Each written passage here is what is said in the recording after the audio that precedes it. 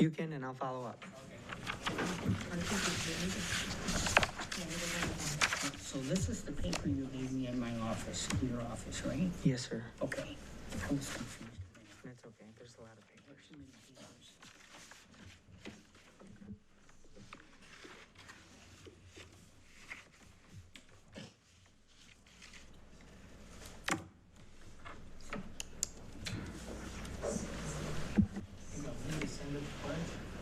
Sure.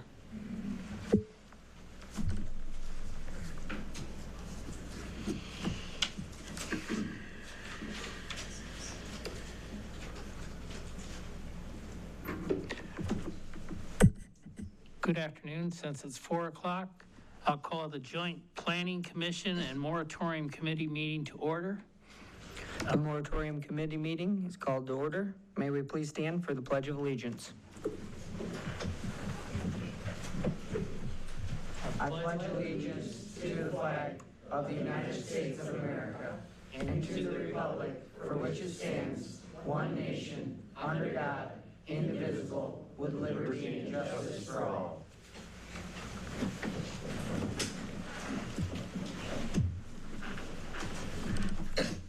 First item on the agenda is the approval of the agenda. Do we have any changes, Casey or Kyle? There's no Mr. Chair, may Yes. I? There's no changes, but I would like to add that the deputy treasurer sit in place for the treasurer, Mrs. Sandra Bloomfield. Okay. Is that allowable? It's not a statutory duty for the treasurer, it's an appointed position from the board. Mr. Knight, may you please take your seat? We have allowed the deputies to sit in the place of the principal at board meetings. I'm going to continue the same process here. He cannot vote. So we're not going to treat this any different than we do board meetings. He can sit in the place of Mrs. Bloomfield, so it's not Christy Cherry. It's Sandra Bloomfield's deputy, but he cannot vote. Okay.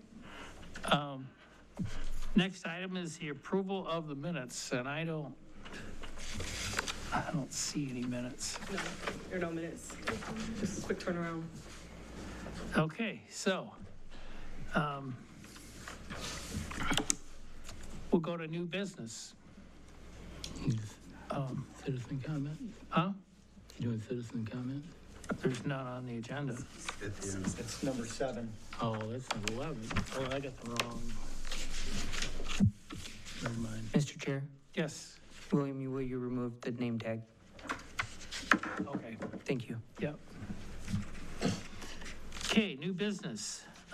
We have guest speakers today, CIP and Jensen Higgins on Bess. Could you state your name before you speak, please?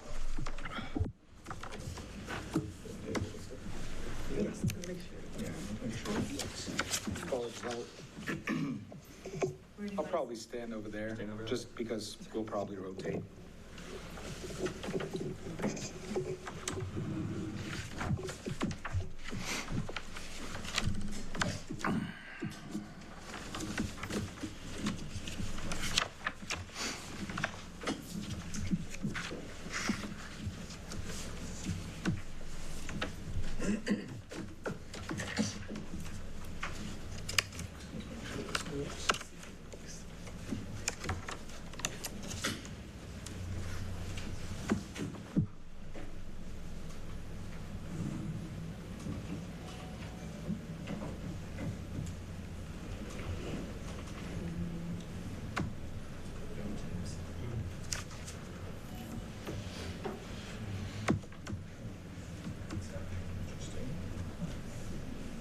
It is not written. I can give you this analysis. Yeah, it's place. You gonna do it? It doesn't. Oh, here we go. Get that thing.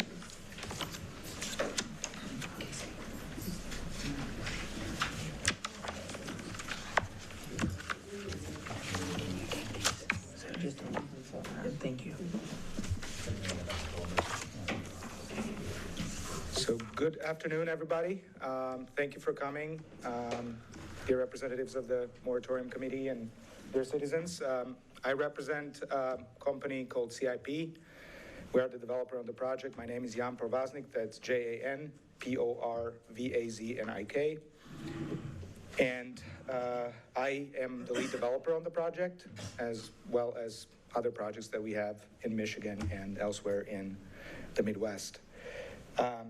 Together with me today are representatives of Jensen Hughes, our consultant on fire safety and altogether engineering safety of battery energy storage projects, as well as my colleague Simone Marletti, who is leading our engineering efforts, as well as other development representatives and representatives of our communications department and representative of our legal representative on the project. So I'll start with, just so people know who is in the room today with me from John, and we'll go down to explain who is here in the room with me today. Just a little bit of a background on myself. I come from energy project development background. I've been doing this for over 15 years and developed everything from nuclear to storage to gas plants in the past, and full gamut of environmental safety, as well as financial and commercial aspects of project development. So bringing that expertise to this project as well, and learnings from the past that I'm thoroughly applying to all our developments that we have in the Midwest. From there, I'll pass it on to John. And you can just you can come here or speak from there. Good afternoon, my name is John Ridley. I'm from Township, PC. I'm an attorney. I'm outside legal counsel for CIP. I've worked on many infrastructure projects over the years, both energy generation, as well as energy transmission, as well as state and local projects. We're providing permitting and other support for the project, and we're happy to be here.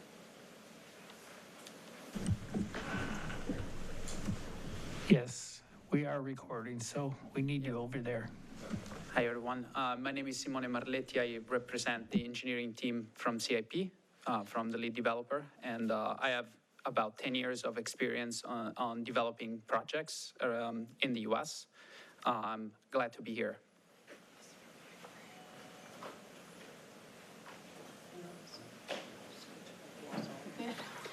Hi, everyone. My name is James Hingston. I'm co-leading development with Jan.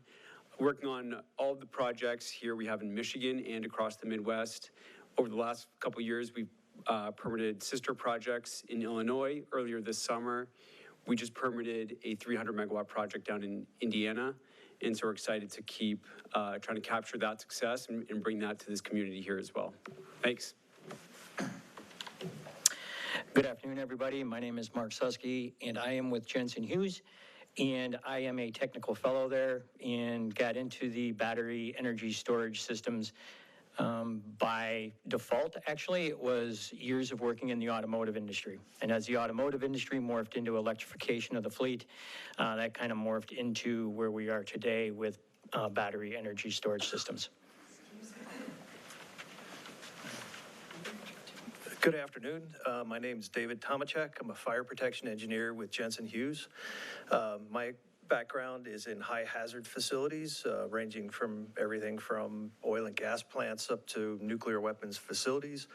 I do a lot of risk-oriented work. So my background tends to be more in understanding where communities and facilities end up having their risks, what those risks actually are compared to perceptions of outsiders and so on. So my hope here today is to bring some information to the commission. Thank you. Good afternoon. My name is David Jakubiak. I am working on the portfolio as long with James. I work in community engagement, public affairs, and I want to thank the Moratorium Committee, the Planning Commission, as well as staff and attorney for giving us this opportunity today to share more about the project and answer community concerns.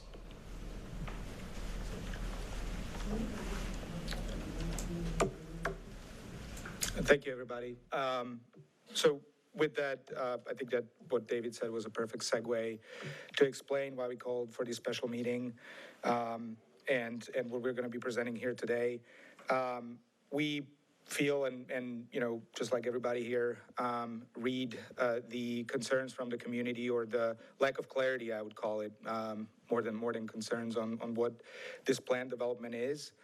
And we wanted to bring today a set of facts with us to help the community and the board and the moratorium committee understand what this project brings in terms of safety benefits and any sort of other elements that should serve as a peace of mind to the public in terms of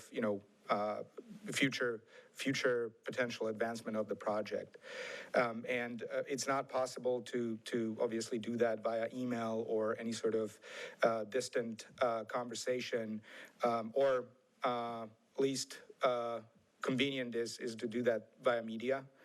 So we're here today to speak to some of that, and really the way we're thinking about this, and I want to be very open about it also with people that are here today. We want to have a roundtable. We want to answer all your questions, even if we have to be here till 8 p.m. Or 9, and get dinner delivered here. We have the luxury of being able to do that today.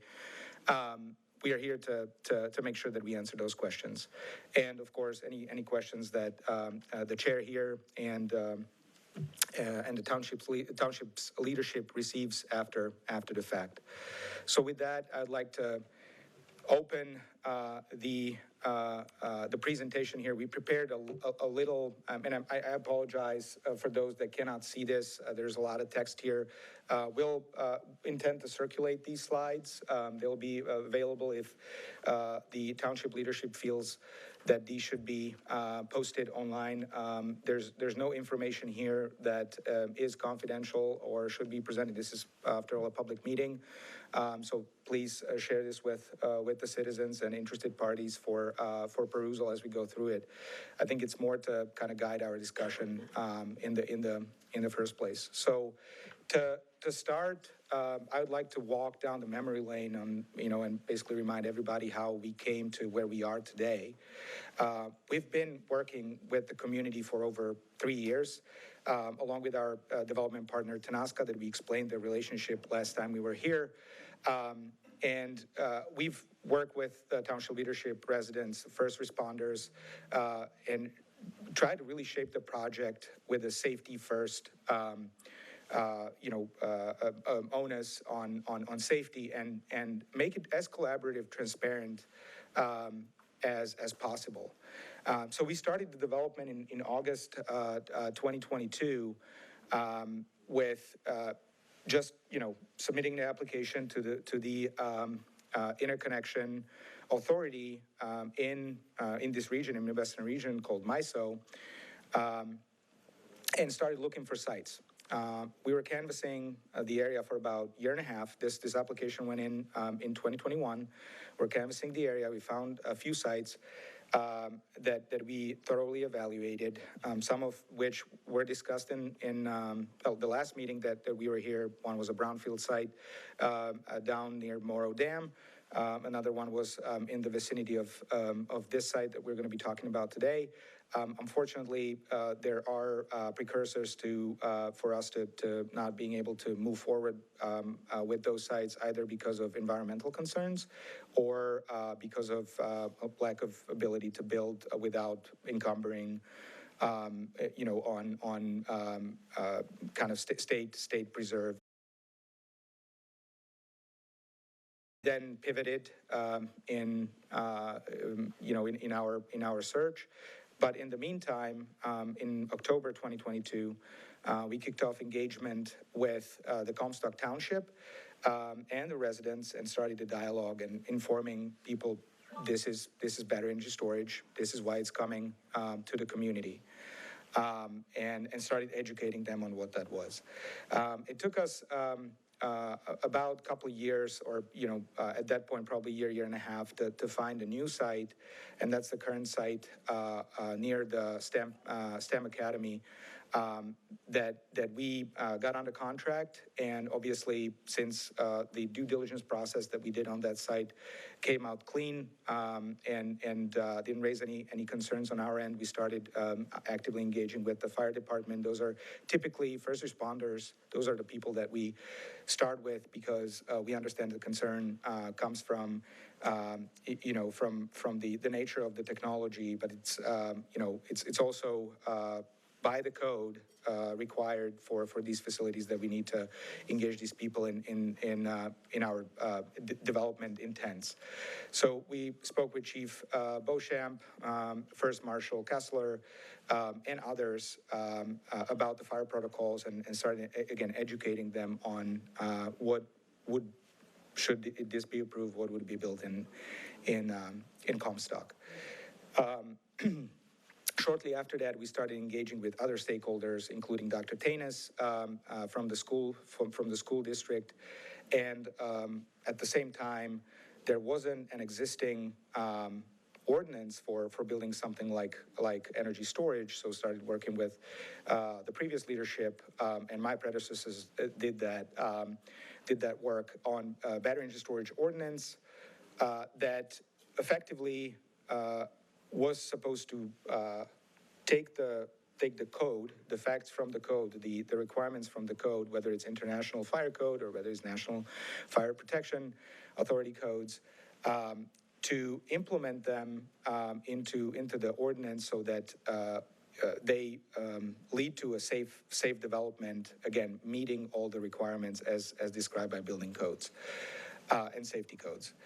This ordinance was passed, as you know, and then later on was effectively supporting, and we were basically ready to start permitting on the project, and we were, at that time, I guess in the township there was a change of leadership, and we understood that the leadership needed to take time to digest what this ordinance was and how it was crafted. And so during the period of time when there was a moratorium that still is in effect, but there's interest in changing that, we started engaging, in trying to educate this audience a little more. And so we came here in May. You may remember our last meeting, to talk about the transition from the previous developer and sort of how our philosophy may slightly change from theirs, and how we wanted to really work with the local community on listening and trying to figure out the best way forward, as well as communicating all the benefits and the reason why we're really here, that that the state needs reliable power and needs to effectively improve the infrastructure, the energy infrastructure, through these types of facilities, as opposed to rebuilding it, for decades. It takes about, a couple of years to build this kind of project. It takes about a decade, if not a decade and a half, to rebuild transmission infrastructure, or improve the resilience of the system as such. So after that, between May and September, we've had several connections with the zoning administrator, Ms. Bryant, and we're following closely what was happening on the ordinance side and understand that there's appetite for changes there. And then there were some other elements, such as the school district's report that was assembled by CTC, engineering, and other sort of events that led to recent media articles and other forms of communication that we also wanted to use this opportunity to clarify some of the facts that were mentioned there, and really strengthen the record on those as we are moving forward. So really, again, where we are today and where we go from here. We'll start, I guess, with this meeting, and we want to stress one thing, and that is that to date, there has not been any site plan, any plan for the facility presented to anybody, not the commission, not the public. The only person, I guess, or the only entity that had this information was CTC Engineering. They knew what we were intending to build, and we shared that information with them as we were collaborating with them, providing the report. So, or working with them on the report. So today, what we'd like to do as a first step is to present what that layout looks like, what the site looks like. And I want to be very clear why we didn't do that. We were literally ready to present that until the moratorium happened earlier this year. So there wasn't really a plan for what we were designing to. But what we decided to ultimately do is to design to the ordinance that's currently in place and that's being reconsidered.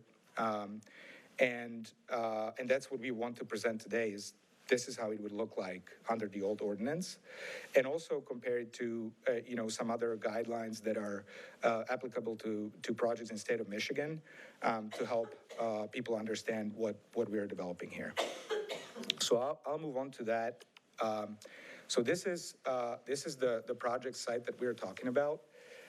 As you can see, just quickly describing those green little boxes there look like Lego. Those are the battery energy storage enclosures, and everything to the north of there, or to the, I guess, northeast, the gray pieces are enclosures that are that are used for augmentation, which is those are inactive batteries that are used for future project augmentation. As you know, the batteries degrade, and what happens then they need to be replaced. Just like your phone, when it's used, it degrades. Over time, you lose your charge quicker. That's what happened with these batteries, and we have to have space prepared on the site for those to be put in there. So, what I want to demonstrate on this slide is really, I guess five things. But to really start I want to really start by saying that CIP is designing this project with safety at its center. And as I was talking about state and local requirements for these types of facilities, when I compare this to the ordinance, we're designing this to, the important element here is the setback. We're designing to 1.5 times the setback that was set in the ordinance. So we're talking about 500 feet.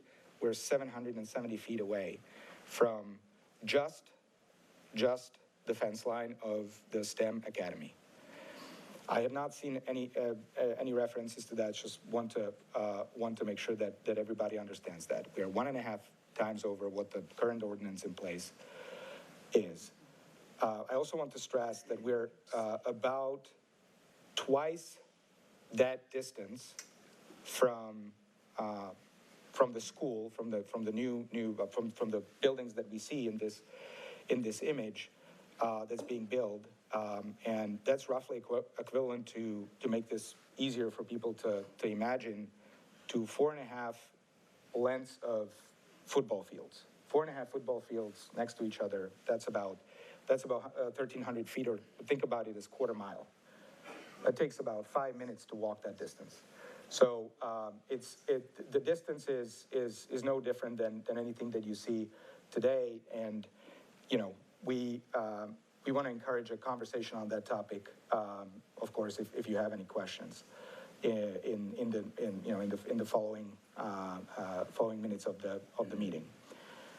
We also want to stress that these enclosures that you see here are safely spaced. They're spaced to requirements of the manufacturer that also are requirements of the National Fire Protection Code that is 10 feet. So these enclosures are, me standing here, I'm 6 feet tall, so me laying down twice the distance, this is the distance of the containers in between themselves, roughly. We also want to stress that these margins are robust enough to not cause chain reactions should anything happen with these enclosures. The third element that I want to mention is, the substation that's already built in the area near the school. That's about, I was talking about 4.5 football fields. That substation is 1.5 football fields away. And you may wonder if there's any risk associated with the substation. I know that there was a report done on the substation as well. And, I think that there's something to be said about the risk profile of those two that we can address in our conversation later after this presentation. And I do want to stress also that it's further away than you would typically see these. So from we're going to hear from the experts here, but the concerns about that are also minimal, and it's already there. And lastly, I want to point out the fact that this is what we're intending and what you don't see here, but I can roughly point you to that kind of middle of that circle. And that circle, by the way, represents about 1,200-foot setback from the center of the site. So we're talking about really quarter of a mile distance, and you see that it doesn't even reach. I don't know if there's going to be a playground or what that area is, but the disturbed area is not even impacted. The one thing I want to stress is the tree screen that is in the sort of turquoise color around the northern perimeter of the site. And that is the tree screen. So why is the tree screen important? First of all, it blocks any sort of visual impairment that might happen with this site. So we understand that people don't want to see the containers or enclosures in their site if they weren't there before.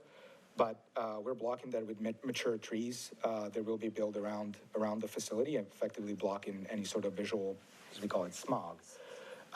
And we also want to keep the sound levels down. Like, let's face it, these come with the sound. There's HVAC on these, so there's no different than the HVAC that you have in your backyard.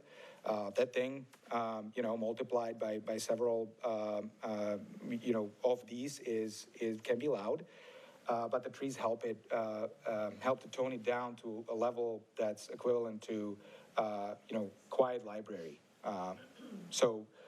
If I started on my watch a decibel meter right now, me talking, that's 68, 70 decibels. Just so people can imagine what that 40 decibel sound limit looks like. It's like the chatter that you somewhere hear and somebody coughing and moving pages and those sorts of things at a library. If you can imagine that, picture that. That's what the noise of this is at the distance that we're talking about here from the school, the 770 feet. So with that, I think the next best step here would be to talk about the technology itself and really talk about the building blocks of that technology and the elements of it that make this really as I like to say, worry-free battery. So please, you can. How does this advance? I got my own computer. You just move this. Okay, good.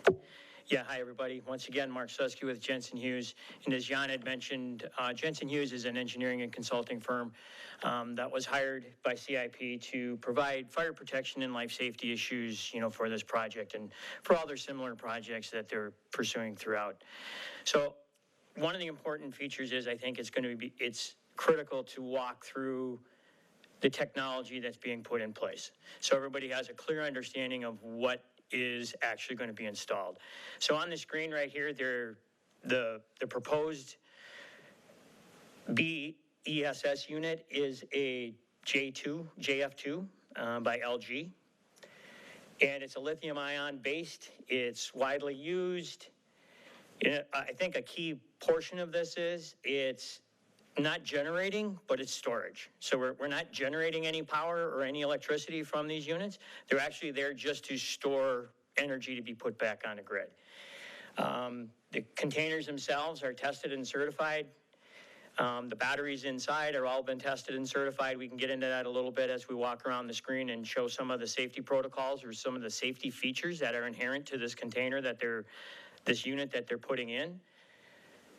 And also the actual unit itself is built to withstand all sorts of environmental conditions. You know, it's hurricane, it's high wind rated, hurricane, you know, thunderstorm. It's actually a very robust unit. It's not like a tin can you're going to put out there. It's a very robust unit that's being put in place. And by the way, the JF2 is made by LG, which I was just there several months ago. They actually have a lot of these modules will be made in Holland, Michigan, right down the street. So now walking around the container and showing some of the actual safety features that are on the container itself, there's a smoke sensor and a gas sensor inside of each one of these units to provide early warning in the event of a fire or in the event of off-gassing from one of the batteries. They also have what we call M dampers or ventilation dampers on top to allow for environmentally controlled. There's a fire alarm control panel in each one of these that is there also to monitor the status of the smoke detector and gas detector. And then like the dampers are also there twofold. It's, you know, kind of environmentally, but it's also there in the event of a pressure increase. It releases internal pressure from the container itself. Now, they have LFP cells in here, which I'm not sure that means a lot to anybody here, but it means a lot to us in the industry, so I don't necessarily want to get into the weeds on what the chemistry is and how the chemistry is reactive to what we're talking about in these units. All of this information will be provided, you know, to the group and to anybody who asks what this is. But just know that these cells inside of here are tested to UL 9540A, which is a test procedure from UL that rates the heat propagation between cells if there's ever an event. And these have passed, and it's a very good, stable, solid cell that's being utilized inside of these containers. So when we're walking around and we're looking at how do we, you know, the fire protection and life safety of these units, how are we actually achieving that? You know, obviously one is the technology that's there. We just showed on the last screen the technology that was there, obviously with all the UL listings, all of the listings behind it, all of the testing procedures that are there. So the equipment itself has been robustly tested. So now we're going to put it in your community. What do? We do a hazard mitigation analysis and a hazard mitigation risk analysis to determine it says, what is it? A hazard mitigation analysis is a safety valve that is used for every BES project, and we evaluate how that unit could fail and what can we do or what can be done to prevent it from failing, or what can we do to prevent a significant event occurring. Why it matters? It ensures safety and reliability, and obviously we're here to discuss it. And Jensen Hughes has performed this hazard analysis, and Jan had said all this information would be made available if anybody wants to read it. But I'm telling you right now, it would probably put you to sleep because it's, a lot of scientific stuff. But hopefully it's here to build confidence in the community that, hey, we've looked at these risks and we've evaluated these hazards and we've evaluated these risks, and we put in proper mitigation efforts. And the other reason we do it is it's required by code. So we're meeting, code requirements. So what do we look at when we do the HMA?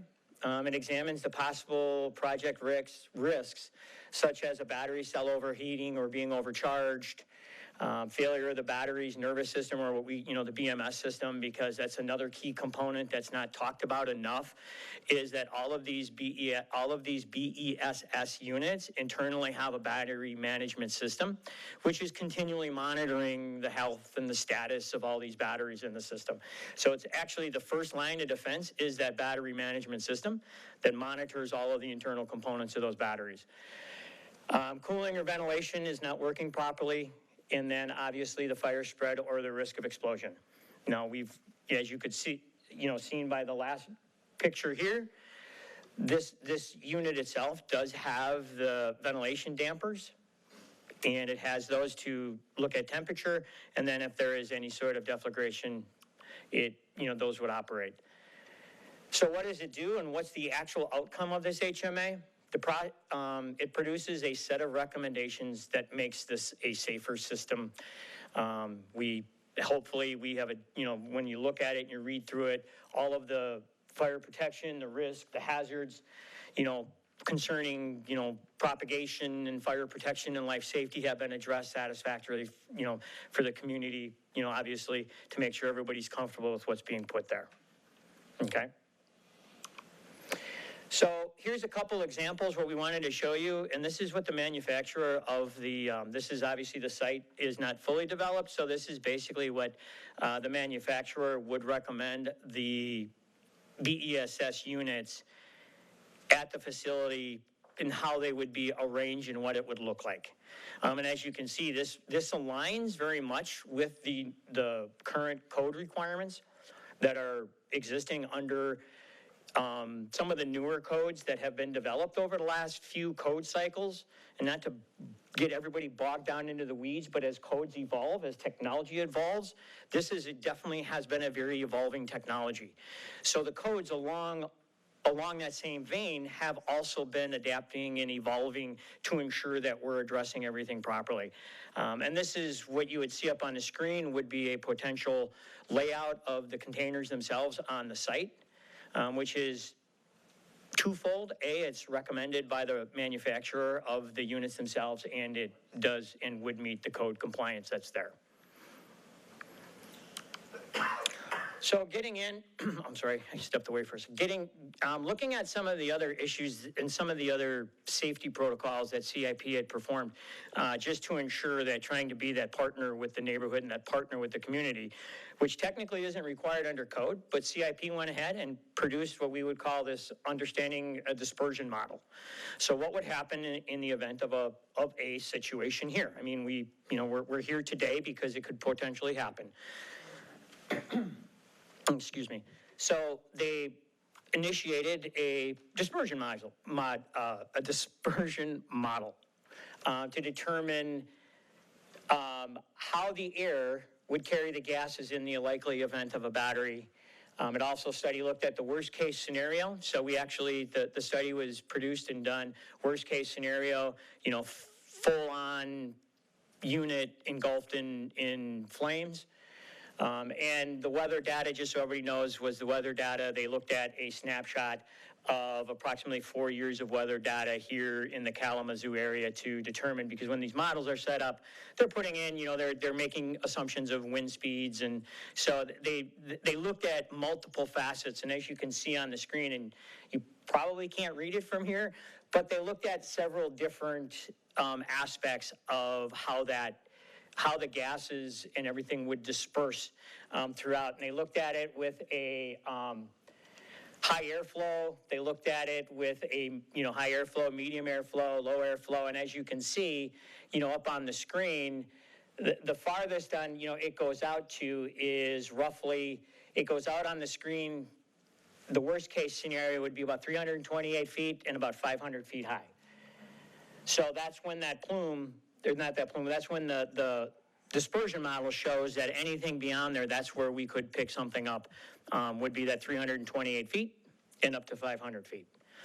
Yeah, it is kind of hard to read, but it actually, like you said, it'll be made available so everybody can see it, that this is another one of those safety components that CIP produced to help to ensure that, they are being that proper. So to dive back to the previous fact that we were showing, we were talking about 350 feet out of the site and 500 feet up in the air. That's the tip of the smoke column. Yeah. We're talking about 770 foot setback, so that's twice this distance. So at that point, it would probably be up in twice the distance, so like 1,000 feet. So again, like we're talking about quarter mile. Up in the air, if that were to happen. If once it reaches just the boundary of the school. The nature of the smoke isn't that it crawls look at the bonfire. When you have a bonfire at home, the bonfire smoke does not crawl around. The bonfire smoke goes up. It's the function of heat and particles. It just goes straight up. It's a column. And so that's what this does. Even at high-speed winds, it will not crawl. So that's what this model basically does, is helps us understand if that happens, you know, whether we're in the middle of, a site, there's nothing around it. We always do this analysis to make sure that we understand how it will behave given the weather conditions or environmental conditions in the area. So just to explain kind of how that ties to the previous information that was provided. Yeah, thank you, Jan. And you can't see it, but the bottom one is a low fire. That means a low heat, meaning that, as Jan was saying, as fire, as a combustion process happens, as he said, when everybody's sitting next to a bonfire, you see the smoke go up because the heat is taking it up. It gets buoyant and it goes up into the air. So the bottom one shows if it was actually like a low energy fire, so it wasn't as buoyant or as hot, so it wouldn't be driven as high. But it was still modeled to show that it would go out to it would go out to a distance, and would not get near the school. So the key to all of this is, a key component there, the distances from the school, and this dispersion model, shows that by the time, if anything would happen, we're still well within a safety region from the school.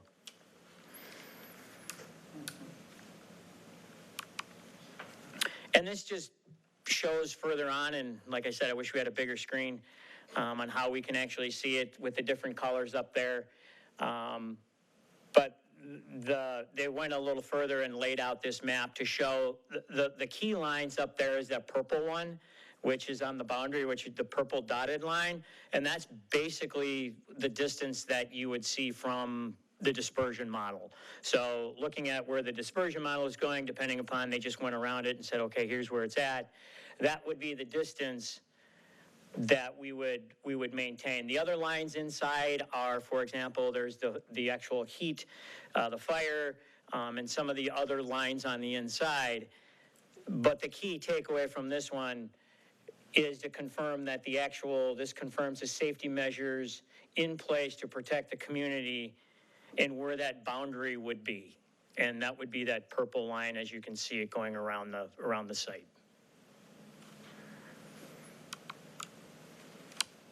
And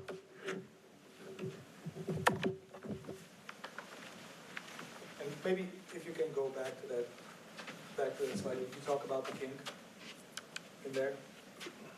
What'd I do? Oh, I don't know what you just did. 30.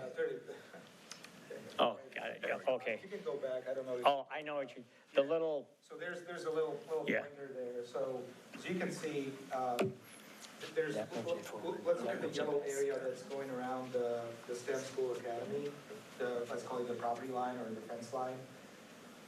We specifically added features to the design, make it, like, this is not a natural shape for something. You'd probably make a rectangle, right? Why have a panhandle if you're gonna have a rectangle? That's the same. But the panhandle is there because we saw in the previous design that purple line was actually touching into the fence line, and we did not, or encumbering, so to speak, into the property, and we didn't like that. So in order to stay away, and again, this purple line, to be very clear, that's 500 feet up in the air, okay? But we don't want that to be the problem, so we adjusted the design to stay out completely, even with 500 feet up in the air, so that the clearance, when we actually reach the school building, if that ever happened, we're 1,000 feet up in the air, and like nobody sees it, just like nobody sees the gas plant smokestacks, I guess. So that's sort of a special thing I wanted to call out, that we really redesigned this site several times because of the safety features that we're building into this. Sorry. So an active component to any installation, regardless of what might be put into place, is if there is an emergency of whatever type, who takes care of that?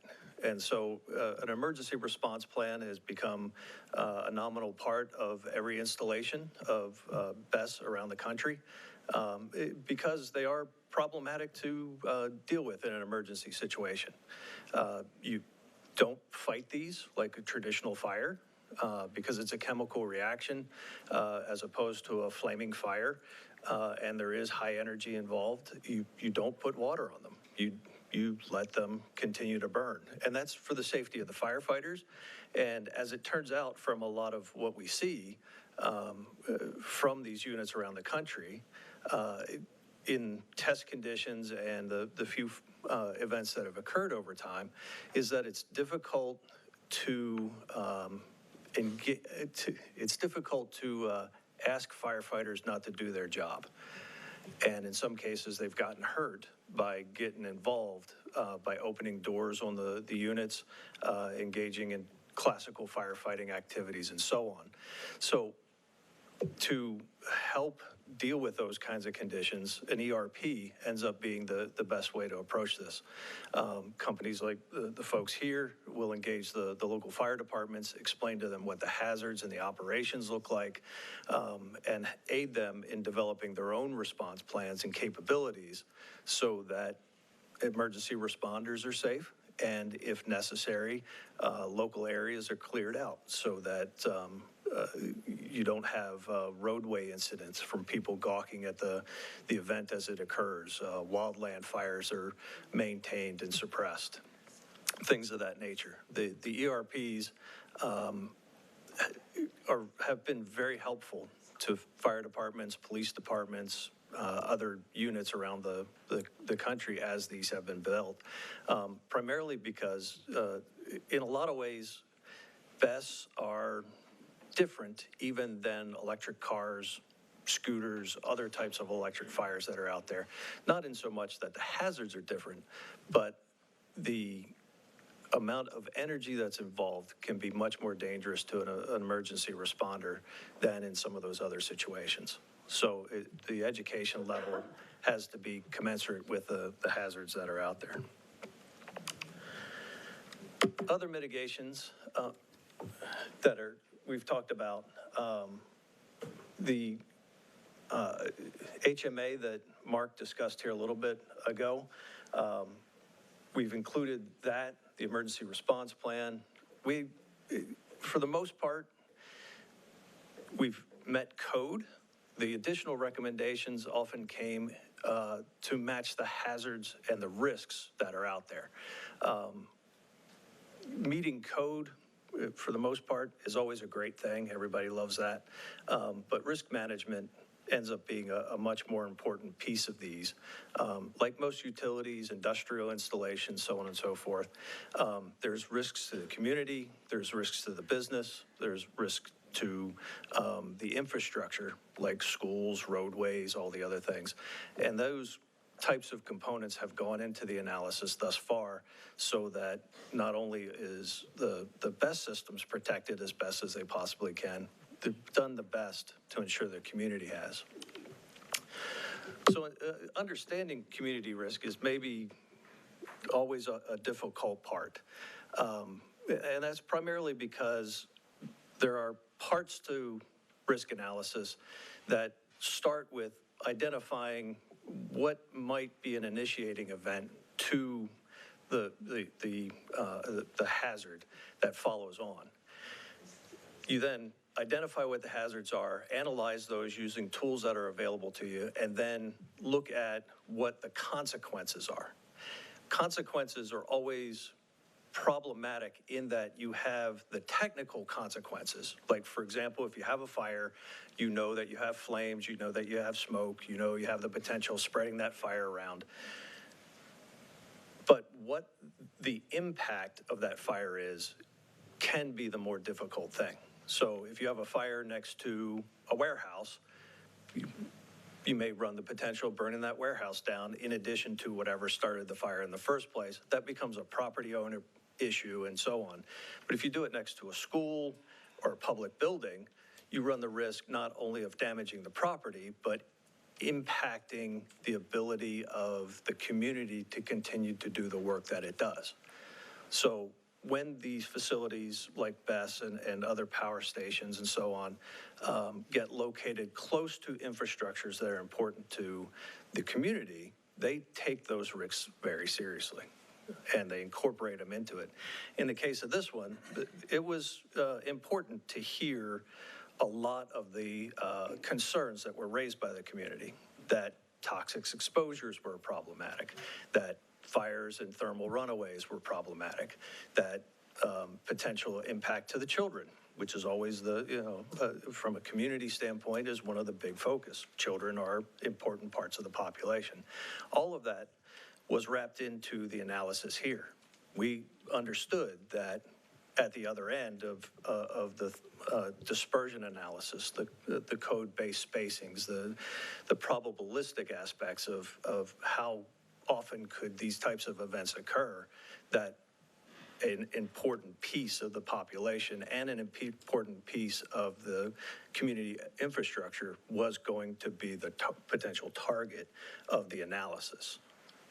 In other places, we might be looking at this building here, if it were located closer to it or close to a fire station or a hydro plant or whatever other pieces of the community might be out there that might be impacted by it. So the other piece of risk is sort of understanding that we live with risk every day. There's all the classical ones. You get in your car, you might be driving to the grocery store. Between home and the grocery store, could run into an accident. You could get hit by a fire truck that's going where it's going to go. You may hit a deer, you might hit a pedestrian, all sorts of risks that you get involved in every single day during that process. Same thing with going to school, same thing with playing sports, you name it. Our workplaces, you could have a fire at work because your computer overheats. You may have electronics at home that go into thermal runaway. Every single one of us probably has one of these sitting in their pockets. These are prone to thermal runaway because they have lithium-ion batteries in them. So we're exposed not only to everyday risks, and on the slide there's a few of them that surround the school as we in fairly close proximity. Maybe the one that surprised me as I look through various parts of the area is that there appears to be, and I may be wrong, that there appears to be a natural gas line that runs through the property where both the school, the transformer station, and the BESS will all be built. That natural gas line actually has a higher probability of failure than the BESS system does. The natural gas plant, the natural gas fired power plant, has about a 7 to 8 times greater potential probability of having a large fire or explosion than the transformer station will. The transformer station is about 4 times what the BESS system will be. So you're looking at a very low probability of an event starting. We've shown you the hazard piece of it. We've shown you what the technical consequences potentially are. The last piece is actually for you folks to decide with the input of the public, that is it going to be that significant a problem that you really don't want it that close to the school. And I'll be honest, I'm on the planning commission in my hometown of Westminster, Colorado. I don't envy you that decision. I'm by no means trying to push you one way or another with it. I feel for you at this point. So I'm going to turn it back over to Jan at this point. Maybe the widely accepted risk that we are all facing today is we're moving away from fossil fuels, and it seems to be an unstoppable trend where we see more of the transport being electrified. We're going to have these close to us one way or the other, with electric vehicles, with delivery trucks, with e-bikes, scooters, whatever is popular with the youth. And we increasingly tap into as adults as well because it's convenient. So those are really things that again, as David said, we want you to consider that in your decision. And we know, I also want to stress, we know it's a tough one. You don't have all the facts that we have, and you're being presented something for the first time. It takes time to digest. But we want to ensure you here, and that's why we came here, that we're building a safe facility with utmost, and I want to stress that word, utmost focus on safety, reliability, and having everybody, not just the children that are next door, in mind. And with that, I'd like to maybe say that, going back to the original opening slide, how long this has been going on for 3 years, and some people may feel unheard, exhausted, don't want to see this in the area. I think there's several considerations here that we're making, and one of the considerations is, obviously, the community, and that's the biggest consideration, and that's why we are still here today discussing this with you. And there's the consideration that we have a state with, again, as I mentioned earlier, with a tremendous need of reliable energy infrastructure, upgrades to the system. You are hearing there's a Pavilion Township, I think, has a data center coming in. There's more manufacturing coming in Holland, Michigan. All of that needs energy and needs reliable infrastructure. And as I said, transmission will take decades to build. These things are much faster to build and provide same level of support and relief to the system.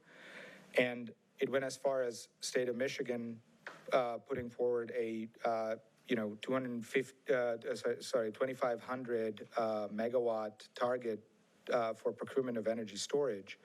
Think of it as 10 of these facilities at least being dispersed across the state in critical parts of the state, and this is one of the critical parts of the state because of what's happening economically, and they have that need, and we want to, obviously, we have a business that serves different needs, but we do it with the community philosophy first.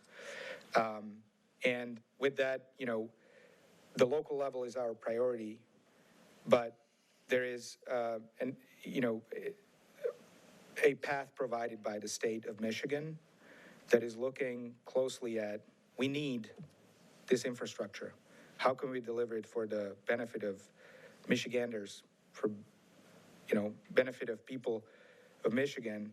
And they provided a set of rules that we reviewed, and again, compared to our current ordinance, that are even less stringent than the ones that we're imposing on the project.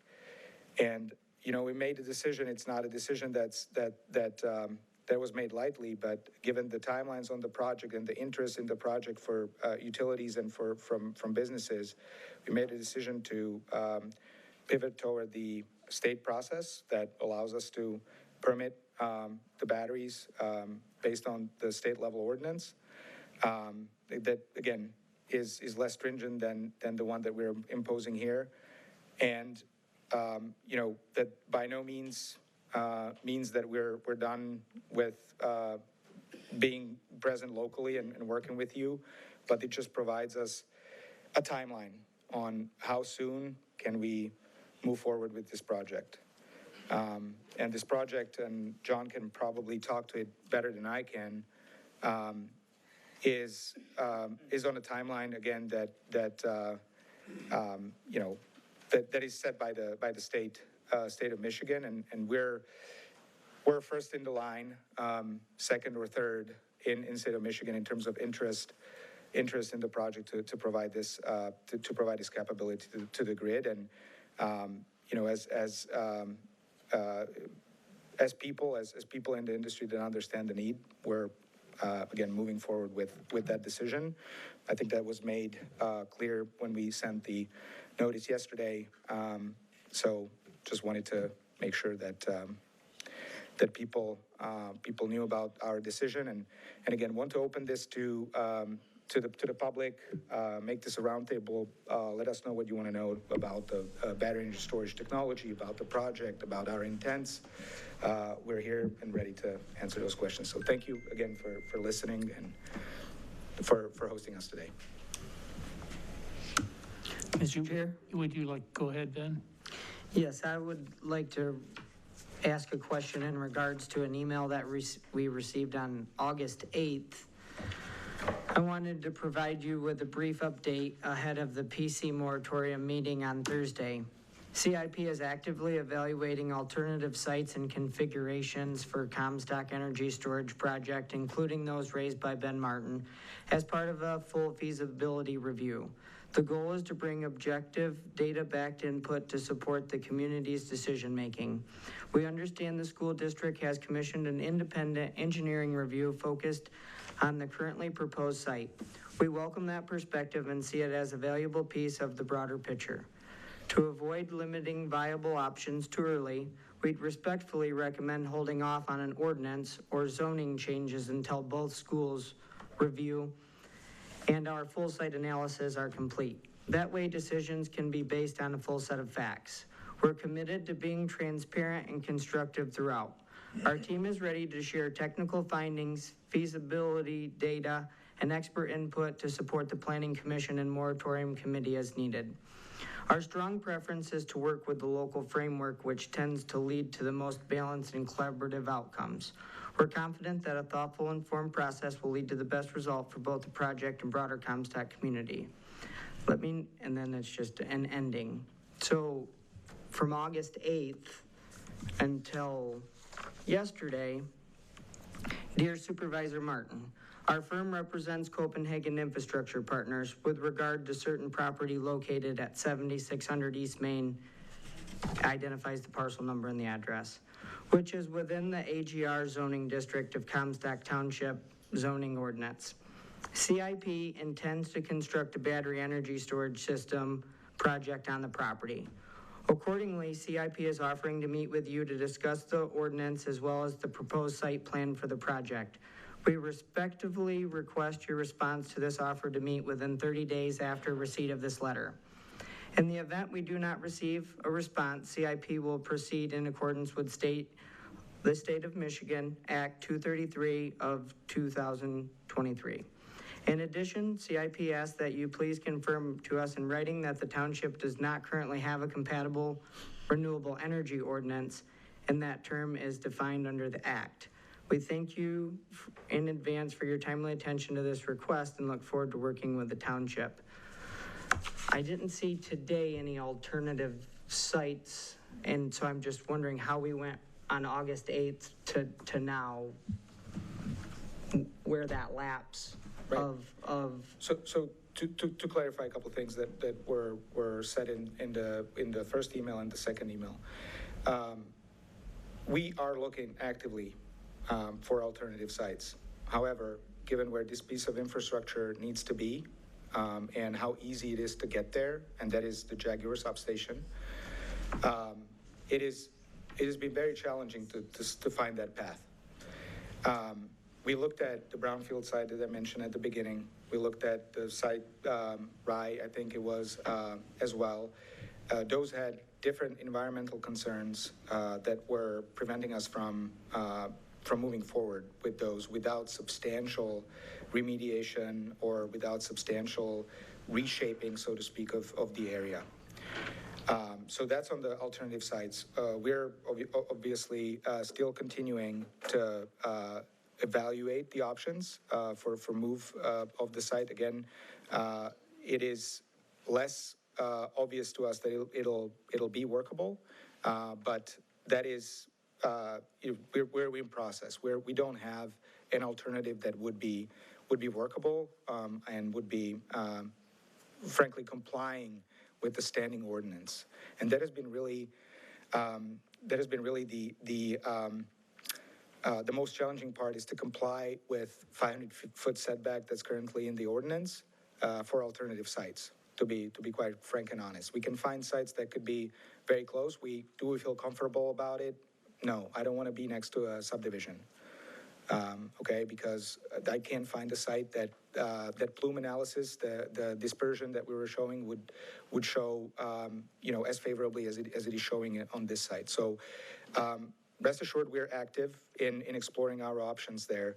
Right now, we don't have one that we feel comfortable with without, again, significant remediation and potentially, meeting even more pushback on the things that we would need to do, such as, doing work around the Morro Dam and so on and so forth. So that's one. The second portion of this question is, what has changed?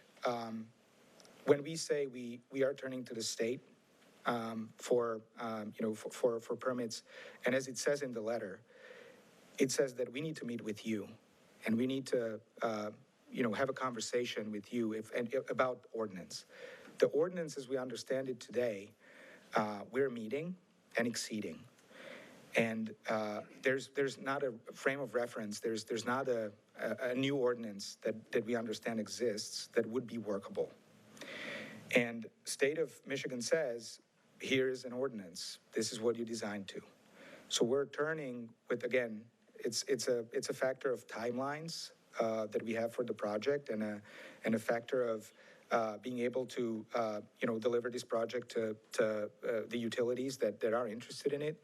That makes us turn to the state because we know what we're up against, as opposed to we don't know what will the ordinance be at Comstock after the deliberation ends, because I understand that there is a review of ordinance and there might be new setbacks. And so we're here today to also initiate a dialogue about whether there is a way that where we meet, where we understand each other and understand the options that we have, and create a common ground on the set of parameters that will be workable for us at the current site, or any alternative site that's in the area, with the caveat that it might need to be, a much shorter setback, or if there isn't a path, again, we understand that there is one where the state will opine whether that is, whether this facility is rightfully being developed in this township or not. So I just want to say this is extending an opportunity for us to have a real conversation about the options and about really workable parameters for such projects that allow us to develop in this community. Otherwise, it's going after ordinance that has been vetted, agreed by the Michigan Senate and House, and been put forward to help, again, develop this critical infrastructure for the state. Thank you. Did you want to add anything, John, or? Not yet. There's Okay. a question on how to get more into the statute. Okay. I have a further question. Yes. So your diagrams are great up there. I like the plume studies and all that, but does that take into occurrence any future expansion? Because I'm sure there is future expansion. You saw, so if you're talking about the 400 megawatts that were supposed to, that's all 400 megawatts right there. Yep. So that's all the we're talking about, we're talking about first phase being 200 megawatts, and we don't know if the 200 megawatts happen. So the portion that was, so that was all further south. 400 megawatts Yes. that we were being shown? Yes. There will be no future expansion on that? No. Okay, No, there's no space on the substation. okay. So it's if I may, then I can show kind of what we were thinking in terms of phasing. That's actually a very, very good question. So the substation essentially can only, handle the 400 megawatts. There's no further expansion there. So let me get back to the slide where we were showing that, so that people really understand what we're talking about. So I don't know if the filter has a pointer. It does, but it won't show up on the screen. Oh, yeah. That's true. Okay, so when we were talking about 200 megawatts, and this is not optimized for like, you know, the Lego, like we do the 200 and then we do, when we do another 200. This is showing more, you know, the optimal for 400. Okay. Because there's a transmission line. The reason why they're separated is there's a transmission line running Correct. through there. I see it. And we need to kind of take you know, a corridor, make a corridor safe enough for the consumer's line to run through there. So what would happen is we would put as much of this further south and deforest the area that's there, closer to the golf course. Okay. And push the first phase as far down as possible. So you're talking about getting close to half a mile away. Yep. Right, so that's the first 200 megawatts, and that's really where the interest is today for Okay. utilities, is the first 200 megawatts. We don't know if 400 happens, but we want to know that there's understanding that that may happen. Okay. Will we go to 600, 700, and will we get close to the school? No. Okay. And you won't probably let us anyway. Yeah. So we're talking about 200. Okay. I wanna make that clear. Thank you. Any other? I have a question. Why did you not, Sorry about that. Please.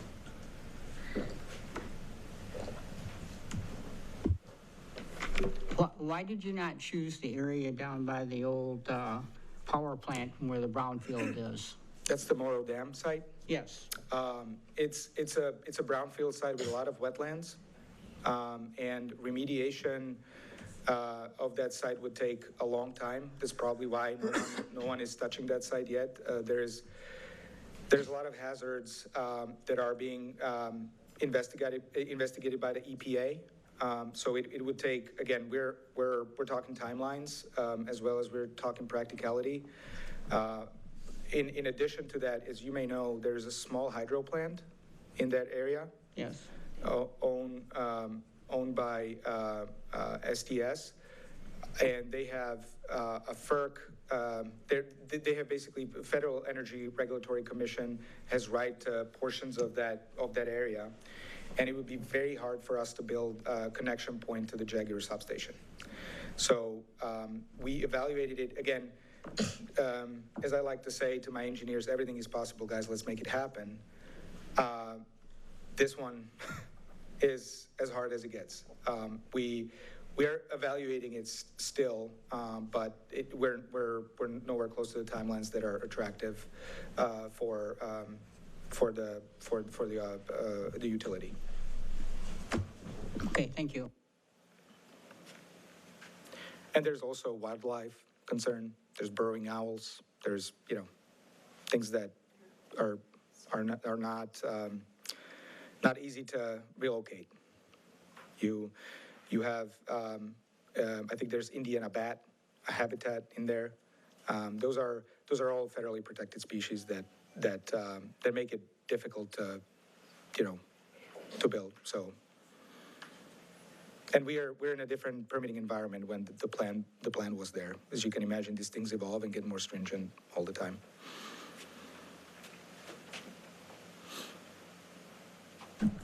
Any other questions? I do. Please. We're not in public comment yet. We're not in public comment yet. Sorry. I got a question. Please. Not yet. Okay. Sorry. You can't close, if you have a fire starting, you can't close the unit. That won't help anything? Yes, we can. Would that stop the fire? Sorry.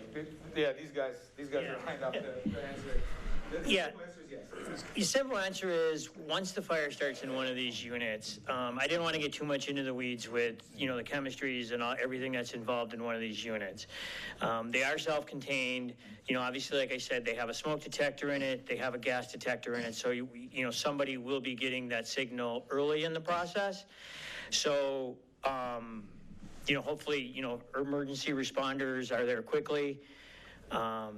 And once that happens, hopefully the fire department's there and then they take over the scene. So I guess I'm not understanding the entire question.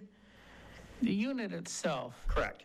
It doesn't have, well, I guess I should ask a different question first. Once it starts, does it just keep going? It doesn't need oxygen or anything to keep moving? Possibly, yes. Once the thermal runaway process does start within the cell, so it just keeps running. So closing the box won't make any difference? No. Okay, that was my question. Okay, no, yeah. But, so to be clear, when you're looking at the thermal runaway process, and that says the chemical, because I don't want to bore everybody and get down into the weeds, because I know sometimes it kind of gets bogged down. But the batteries that are being installed here, the LFP batteries, are a very stable battery, very stable cell. They have a lower heat generation when it goes into thermal runaway. So it doesn't propagate what we call as the energy or the heat transfers when you have a rack of cells that are storing the energy. And as that energy then, as maybe you have a bad cell. I mean, it happens. We all get bad cells and batteries. It happens. So you may have either through overcharge, through destruction, through just a imperfection during the manufacturing process. So you may have one bad cell in the middle of the other cells. It's got a very low, that 9540A, that UL 9540A test is the test that determines heat propagation. So as that thermal runaway starts, and that thermal runaway is as the heat generates, so we'll just say it as the heat generates, and as the heat generates and propagates or moves from cell to cell, these batteries have a very low propagation ratio to them compared to other chemistries that are out there. Think of it as chain reaction. Yeah. That chain reaction probability is very low because of the nature of the chemistry that's in the cell.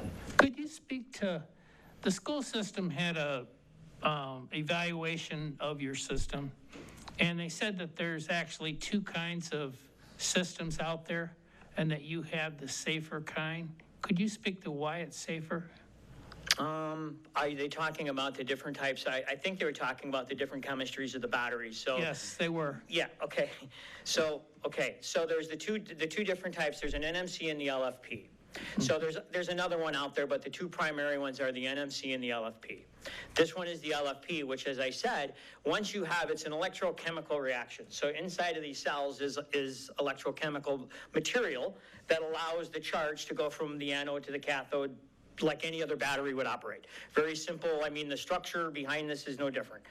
So inside of just like any other battery that you have, there's a separator that separates the plus and the negative, the anode and the cathode, and the chemicals from not mixing. Okay, hopefully everybody's with me yet.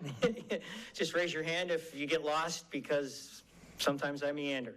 But what happens is that, if that does break down and that battery does go into thermal runaway, as I said, that UL 9548 testing has shown that the LFP batteries creates a much, a lower heat of a runaway. When the battery goes into thermal runaway, it generates less heat than the NMC. The NMC, actually, that reaction does create a significant more heat, which then, once that heat is there, that allows for that thermal transfer, the propagation from cell to cell to cell. So with the LFP batteries, like I said, what they found is a lot of times the chemistry is more stable. It's less volatile for temperatures up and down. It's a more stable chemical inside that battery. So it actually does, it doesn't propagate as much as the other chemistry would, if that makes sense. It does. Yeah, and that's why it's there. And getting to your question, sometimes, so when we've looked at some of these batteries and the cabinets and the containers themselves, I mean, once you close the door, sometimes by the time the first responders get there, they're going to be dealing with it anyways. I mean, so if you close the door, the battery, the containers have the early warning devices inside of them. Depending upon how they're monitored, the fire department shows up, and then however they decide how to attack it is really going to be their call. That's part of that emergency response plan that my colleague David was talking about. Then they would come and address it. And they disconnect these units, Yeah. of course, the safety factor, there's safety redundancy on these containers that Mark was showing. They automatically, when there is any sort of, there's gas detector, first of all. Yeah. It detects the gas, it sees like there's gas occurrence. Would you- Shuts off.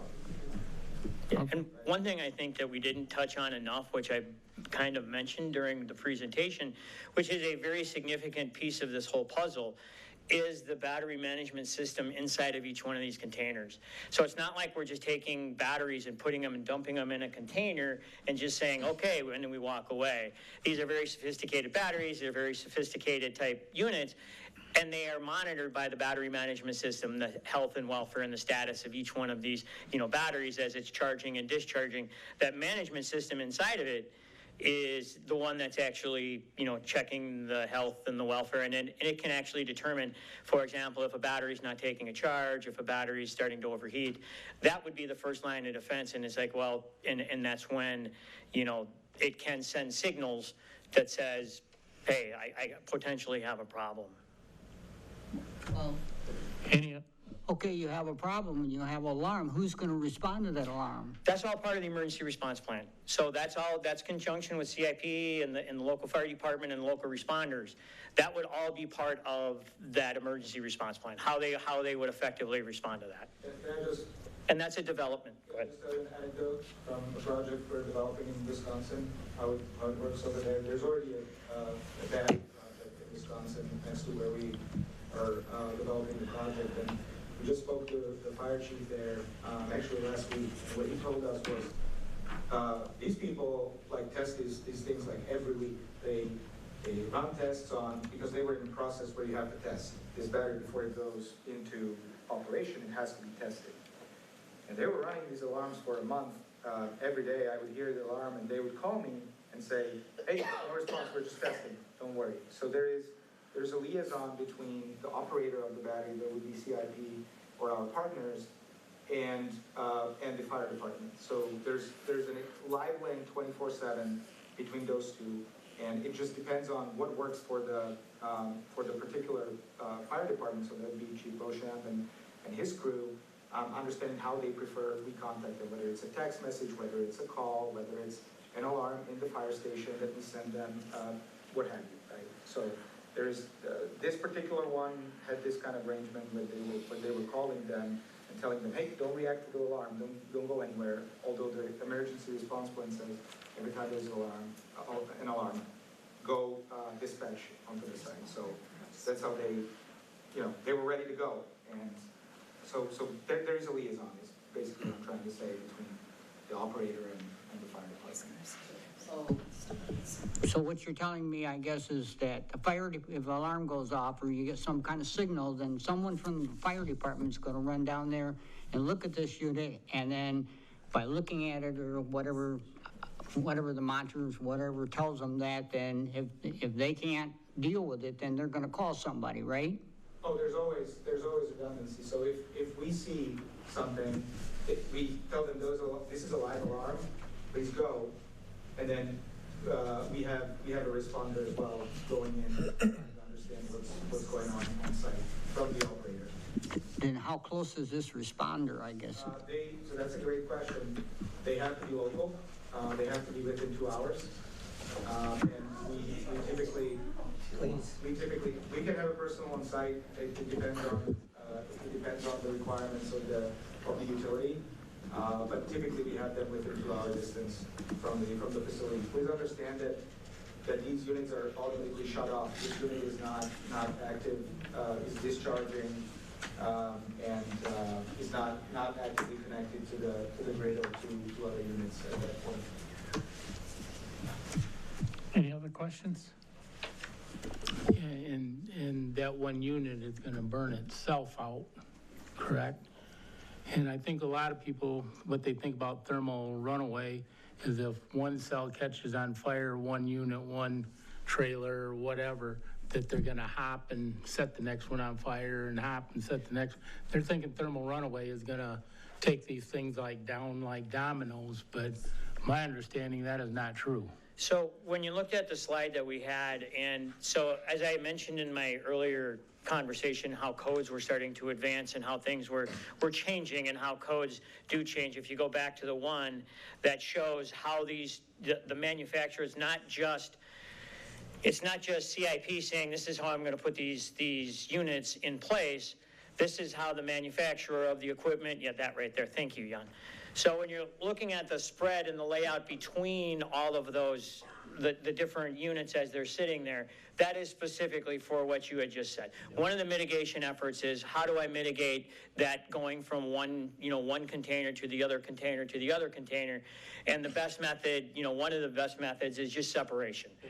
And so when you're looking at the separation between them, and those are, fairly, the newest code, which is, without throwing a bunch of numbers out there, but, the International Fire Code, I know Michigan is still on the 2015 edition of the IBC, but the 2024 edition has these setbacks and these requirements in them, which, people are starting to adapt and starting to put all of their equipment in this manner to stop, as you just said, that if I have one of these units, happen to go into combustion, I'm not going to have that event where I'm going to have all of them. There's enough separation where the heat is going to dissipate between, and it's not going to jump from unit to unit to unit. Does that mean that 6 of them would go if you had a bad situation? I don't understand the question. There's 6, looks like 6 lined up next to each other. Then there's break, and then 6 more and 6 more. That's the top. They're looking down from the top of the container. So, okay. So each one, yeah. Okay. That's the vents. As we talked about, one of the safety components of that is that automatic venting for temperature. And if you would have, for example, if you would have an overpressurized situation inside of that, so instead of having that, buckle and do what we don't want it to do, we just open up the vents and allow the pressure to be released through the vents. Okay. Thank you. What is actually off-gassed? I'm sorry? What is actually vented when it's not just cooling? If it has the off-gas, what is being released? So if there's, like if you're in the thermal runaway? No, beforehand, for the venting, if the venting has to act, if the venting has to A lot of times activate. it's just temperature-wise, if you have, temperature changes in between, as the temperature inside of the container changes, because the batteries do like to be at, I think the LFP is between I want to say 20 or minus something and way up here, and if it gets outside of that balance, it can open up. You had just said that in the event that there was a buildup of pressure. Yeah. Okay, well. So if you would have an event, and just be honest and throw all the cards on the table, if you would happen to go into thermal runaway, and if you have a thermal runaway and a battery starts to vent, and you're releasing those flammable gases that are trapped inside of that container, so instead of that container actually having a problem, it would just open up the vent, and it would allow the everything to escape out of there. May we just please keep the comments and the chatter in the crowd to just the speaker? It makes it a lot easier for all of us. Thank you. Yeah, and that's it. That's what we're talking about. Okay, thank you. Any other comments?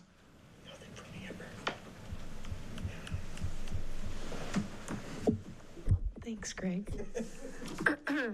I have a question that's not along the same lines of the questioning we've had, but I just would be curious, what benefits would the community see by having this here? Because I believe everything in life is risk and reward, right? So what's the reward outside of the monetary benefits? Like, is there a benefit to having this here from a power standpoint? Do we have access to the power if power goes down or there's an issue, anything like that you can help us understand?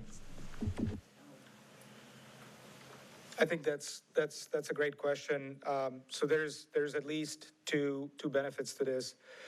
One is the benefit I was already talking about, which is the kind of wider network benefit outside of Kalamazoo, the county benefit that effectively it's on a 120 kilovolt line, a transmission that feeds a lot of the distribution connections. So, doesn't directly support your next door house, so to speak, but supports the community, the county itself. But any system that is connected to that 120 kilovolt line, and that this system is connected, it's not isolated. Any distribution, any sort of subdivision that's connected to that system directly sees the same benefit, right? So that's one. Two, it's power quality, reliability. If something happens, there's overload. We're seeing overload on our infrastructure build today. The substation is fairly new, but with all the development in the area, it is already seeing potential in the next few years, potential of overload. And when you have that overload, this battery energy storage system can take some of that power off of it, so it doesn't overheat, so it doesn't effectively shut down, and then everybody goes into blackout. So it's power quality, it's reliability for the power, so that again the community here in wider Kalamazoo doesn't go into blackout. These are effectively extension to power lines. It's energy storage is effectively a transmission asset, and some states recognize it as such because it has the ability to take a load off the system, put it back on the system when it's needed. It also oftentimes means that, and we are seeing a lot of that, especially in recent years. The more capacity we put on the grid, the cheaper it will be. It's a supply-demand equation. It also means that you're not going to run into a situation where, and we had this happen in Arizona, in other parts of the country, where they have to shut off. In Texas, for example, it happened. People froze to death during fairly mild weather for Michigan. But what happens is they shut off. They start shutting off subdivisions, right? If you're low in the pecking order and you live in an underprivileged subdivision, you get probably shut down before the car manufacturing or supply parts factory gets shut down. And so energy storage helps with that peak need for the power to get on the grid fast. And the benefit is it's close, it's here. It's not 20, 30, 40 miles away where there's multiple potential stages that it has to go through. There's another connecting substation, and if something happens on that substation because it gets overloaded, then you have faults, right? And so here, I cannot tell you what this 120 kilovolt line feeds because I don't work for the utility and they won't tell us. But it is very likely the area of Kalamazoo County because it runs through here, and very likely Comstock, parts of the Comstock neighborhoods. What's the event history of this system?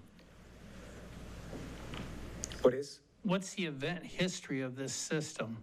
Event history? Since it began, like fire event or any kind of... The LG JF2? The specific one? I unfortunately can't speak to the JF2 specifically. There's not been a ton of data gathered on BESS systems internationally. The best data I've seen recently was published by one of the international associations for electrical engineering, and they indicated between about 8 and 15 events in all BSS systems that have been installed since the early 2000s. So that constitutes a population of over 1 million units. And by events, we mean those that got to a stage of thermal runaway that required emergency intervention. So you're talking a fairly small population, like I said, on a per year basis, somewhere between 8 and 15, so average around 10 or 12. In literally 1 million or more units. So as fire events go, that's a very low probability. The differential to give some example of that, the type of testing and safety features that are put into BSS are significantly greater than that you might have on e-bikes, automobiles, electric buses are now the hottest thing that's out there these days. None of those go through any of the testing, the 9540 testing that BSSs do. So in those, there are hundreds of events just in the United States every year. And those, because of how automobiles, bikes, and so on, they end up being much greater risks. And those are the things that people sort of latch on to when they're looking at what's the potential risk to them. The problem with a lot of those devices is that they are more prone to abuse. They have lesser testing. They have aftermarket parts and so on that can be added to them, which will tend to compromise them. And this number of safety features that are available are limited because you're trying to maintain weight of vehicle, fuel or energy efficiency, mileage, all that sort of thing. So what you end up with is much higher statistics of incidents in other commodities that use these types of batteries than you would see in BSSs. Thank you. Yep. At this point, I have a question. okay, go ahead. Has any of these BESS systems ever been struck by lightning? And if they have, what happened to them? That I can speak to as well. The metal boxes, the containers that they're in are actually grounded, so they end up being what's known as a Faraday cage. Instead of having spikes and cables like you would on a normal lightning strike system, the entire box becomes the lightning conduit. And that the external of the box and the grounding system ensures that the lightning's transferred to ground rather than going into the equipment. No different than a car. Yep. Mr. Chair? Sure. I just have a couple questions. One, last time we spoke, we talked about site selection. Just out of curiosity, the probability of another site, if you guys looked around, I know which you probably have, are we talking pretty low probability in our community of another site? Again, the current setbacks in the current ordinance that we know, we don't know what any new ordinance will look like, look very challenging for alternative sites. I mean, we are in a populous area otherwise, and any sites that appear workable are either too far away, kind of taken away from the benefits that we were talking about, or have any sort of environmental concerns. We are in conversation. There's also, the element of who wants to work with us, and that is factored in as well in our site search. There's a lot of a lot of people that would be willing, and we just find through some preliminary design work that we just can't get even to the ordinance standard. So it's been challenging. I have a couple more questions. Okay. As far as the emergency response plan, typically in the ones that you've developed, if a fire department monitors that and goes back, is there a payment arrangement of who covers that cost? Do you reimburse the fire department, or is that an expenditure each time that the municipality would go? I would say that's a great question. I think it's individual. I think if there is, we've seen, ordinances where that is in fact required. And we have a project in Kentucky where we're discussing, somebody was concerned with 2 hours. We're discussing an hour response time, and every time there's an alarm, we pay a certain amount of money. So there's I want to be quite open and honest that is an arrangement that we have seen elsewhere. Typically, it just depends on, and we're able to sign up for that because we know that it's going to be a fairly low probability. But there's also arrangements where we just let the municipality or the county figure it out. That's because we're standard taxpayer. So we pay property taxes on this property for personal property and real property value of it. So as a taxpayer, we have we consume the same rights as everybody else. But even if that's an option, we always are open to discussing individual arrangements. And then a couple more questions. As far as so 400 megawatts, and then you mentioned 2,500 megawatts statewide goal by a certain year, right? 2030. Okay, so if that's about 16% of that, what type of job creation would this create, or is this a pretty autonomous system? No, so that's a great question. Depends on what stage of the project we're talking about. If we're talking about construction labor, actually we're going into we're gearing up for construction of one of these. We're getting very close to that in the Detroit area, and we're talking to the local engineering, procurement, and construction company that will be using all Michigan labor. And union labor as well. And it varies depending on the difficulty of the site. So anywhere between 75 and 100 peak employment is what we're seeing. That's when you're building the project. And of course, for the operation and maintenance, it's the people, that maintain the site. So somebody needs to go and mow the lawn, so to speak, and take care of it. There's people that will be there periodically checking on these things for warranty and other reasons.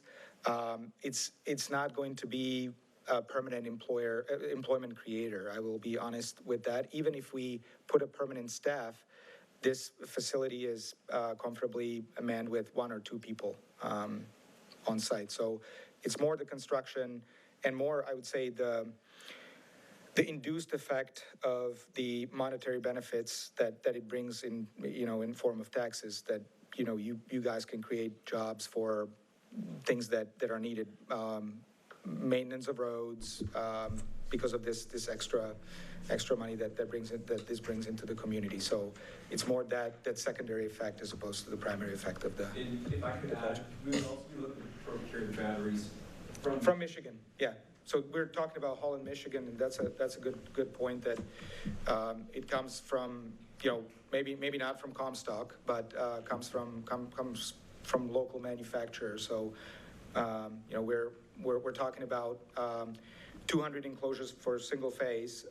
So that's a good amount of work for those people to produce those. And again, we could go through the functions, but anybody that there's of course a lot of automation and machinery, but there's definitely a lot of people that are testing these, and the factory acceptance testing staff, people that are loading these on trucks and those sorts of things. So there's a fair amount of jobs that we're keeping here in Michigan. Thank you. And I will also say that we're committed to using right now, based on the interest of local utilities, are committed to using a lot of these in Michigan on our other projects. So it's not just this one, and you have the benefit of proximity to Holland. It's not just this one; it's all the other projects that we're developing here or elsewhere in the Midwest that we're building a strong link with LG. And my last question for this round of questions is, I'm sure you've reviewed the school engineering report. Yes. And I would just like to hear your comments on that, what you agree with, maybe what you don't agree with, and why you don't agree with that. Yeah, I will opine on sort of my view of it, and then I'd like the experts to comment on it, because they took a deep dive there.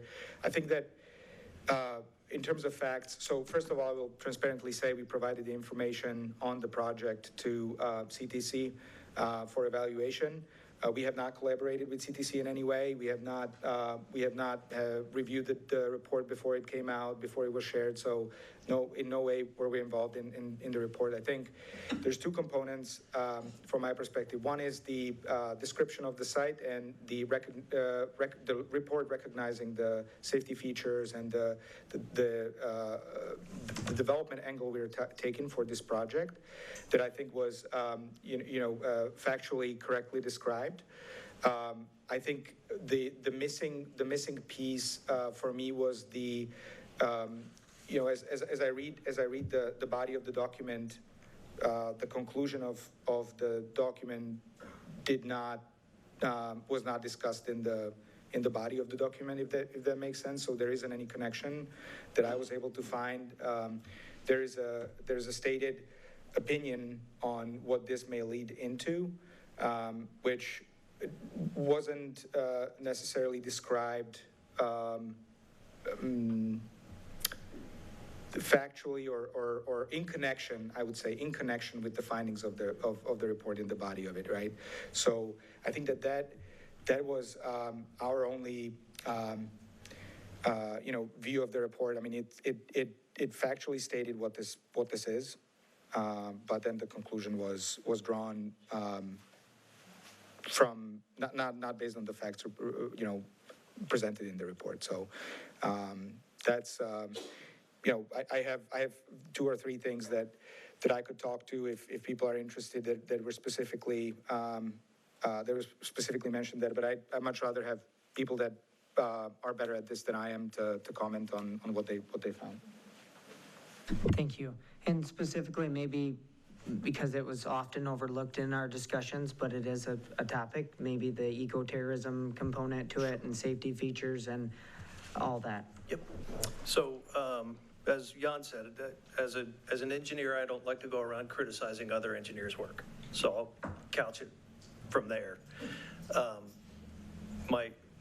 If I were, say, to peer review this paper, my concern would be similar to Jan's, is that there's not a lot of description of how the author came to the conclusions that they did.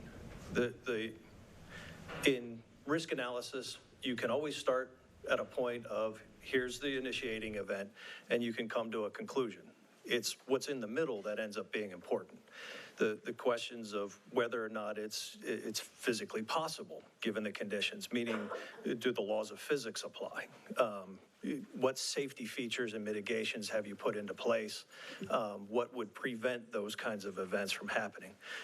We don't have any of that information, and it appears anyway that CTC didn't have a lot of that information from us to evaluate as input.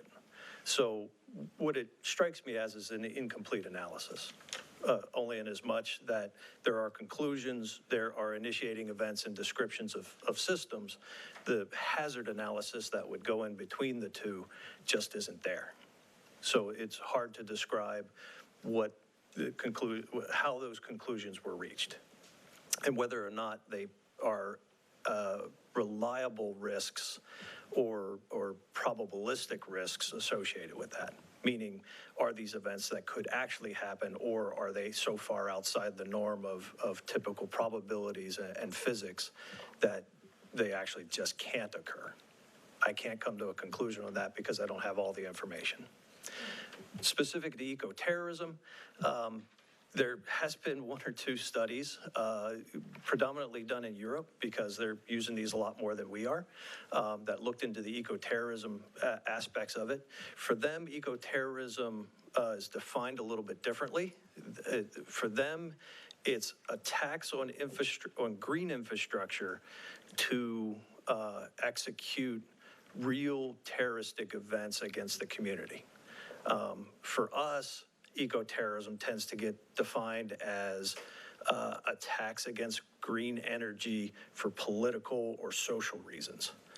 And so the definitions between what we do and what they do are a bit different, but the overall indication is that there have been 1 or 2 in the last decade.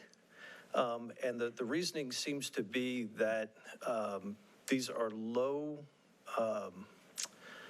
targets of opportunity. They're very low on the list. And it's primarily because even though there are some pretty dramatic outputs, if you were to attack a unit, it doesn't actually harm the infrastructure. And it does very little to the community overall. Higher on the list actually tend to be transformer yards. And that's because when a transformer might get hit by a bullet or an explosive or whatever device that a terrorist might use, the results are very dramatic. With a BESS system, you've seen some of the videos of cars burning. There's a lot of sparks. There's a lot of black smoke and all that. Transformers can explode. And if hit the right way, not only will they explode, they'll dislodge the high tension wires. So you end up with a 13.8 kV line swinging in the wind, a burning transformer, a lot of oil, a lot of sparks. That tends to frighten a community a whole lot more than the results of a BESS system. So even though there have been some events, they've been done much more to interrupt a community rather than perform any kind of, we don't like green energy around here kind of thinking. Even though there's that disparity, in the best information available is that it's an unlikely event. It's a low target of opportunity because it doesn't achieve what a terrorist might want to achieve.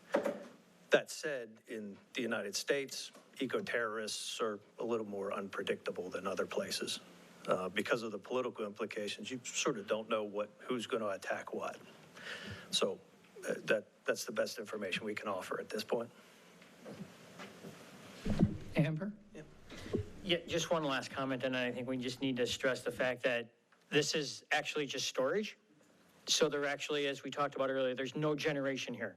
So even if somebody decided an eco-terrorist would actually attack it, it's really not going to affect the infrastructure. You're not going to affect any sort of power generation, anything along those lines, because these units are just for storage, for extra capacity to be put on the grid during high peak times. So that's it. There's, like I said, no generation, it wouldn't affect it. Thank you. Jan, you talked about trying to find a way forward together and working together. And I think, one of the things we've been really looking at during the moratorium committee meetings is, okay, how do we manage setbacks in a way that does keep things workable, but that also protects the community interest around site selection? So is that something, that you would entertain conversation about? Because clearly this site is what is most sensitive to the community. So it seems to me the way forward is finding a workability that might produce a different site. Yeah, so a couple comments on that. As I said earlier, the invitation is to come back and have a conversation about the ordinance that you guys are currently discussing and finding a workable way that opens up opportunities for us to work on different sites, as well as potentially, measures that make this site less of a controversy, so to speak, right? So open to that discussion. Also, like I said, and I'm being very honest here, we're looking. You guys are just very populous here, and we feel, I personally feel more comfortable being where we are right now with the phasing of the project that I mentioned, where the 400, the second 200 might not occur at all, and that way you're, almost half a mile away from the school, and finding a way to work on that, as well as, I'm very concerned about being, 150 feet or whatever is the code that the code allows effectively, to be that close to any other, even a business, right? That,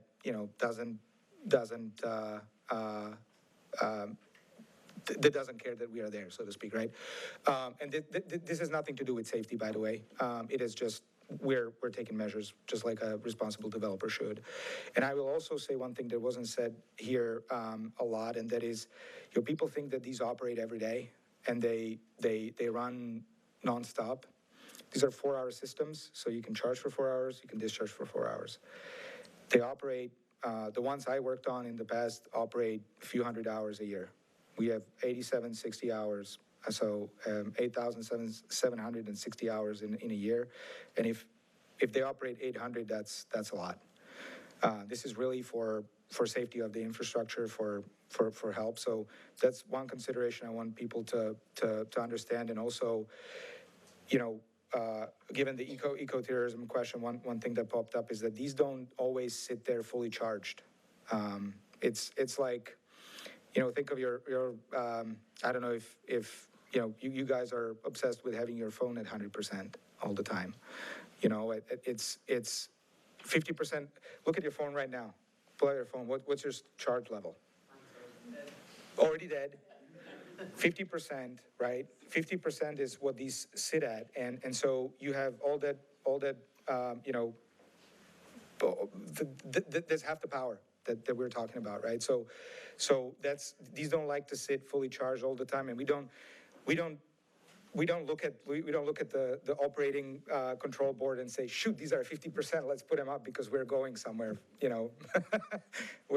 unless there is an event that we know, these are being scheduled into the operation, so we know, depending on the market, but in this case, it would be, day ahead, we would know whether these will be operated or not.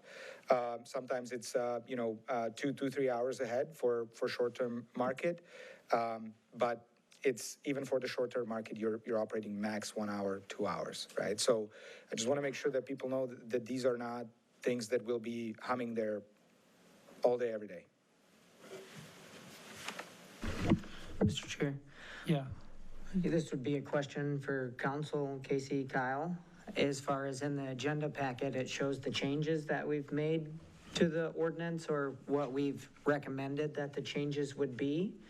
Would it be appropriate to have that discussion, to show them to what we've worked on, or? It's a public document as long as it's understood as a draft and Yep. it's in progress, right? If, I guess maybe the board would have to agree if they would want some insight on the changes that we've done, that way we're not going up creek without a paddle. If we're working on stuff and it's in the wrong direction, or. We're here, like I said earlier, we're ready to listen, work with you, and work with everybody here as long as we have time today. And then perhaps maybe we could simplify it rather than reading through the whole thing. Maybe we could identify the changes, since they're familiar with the previous ordinance, the changes that are tentatively being proposed. Yeah. If you would like to take that HDMI and put it here, I can broadcast it and take the HDMI out. Oh, yeah. Thank you.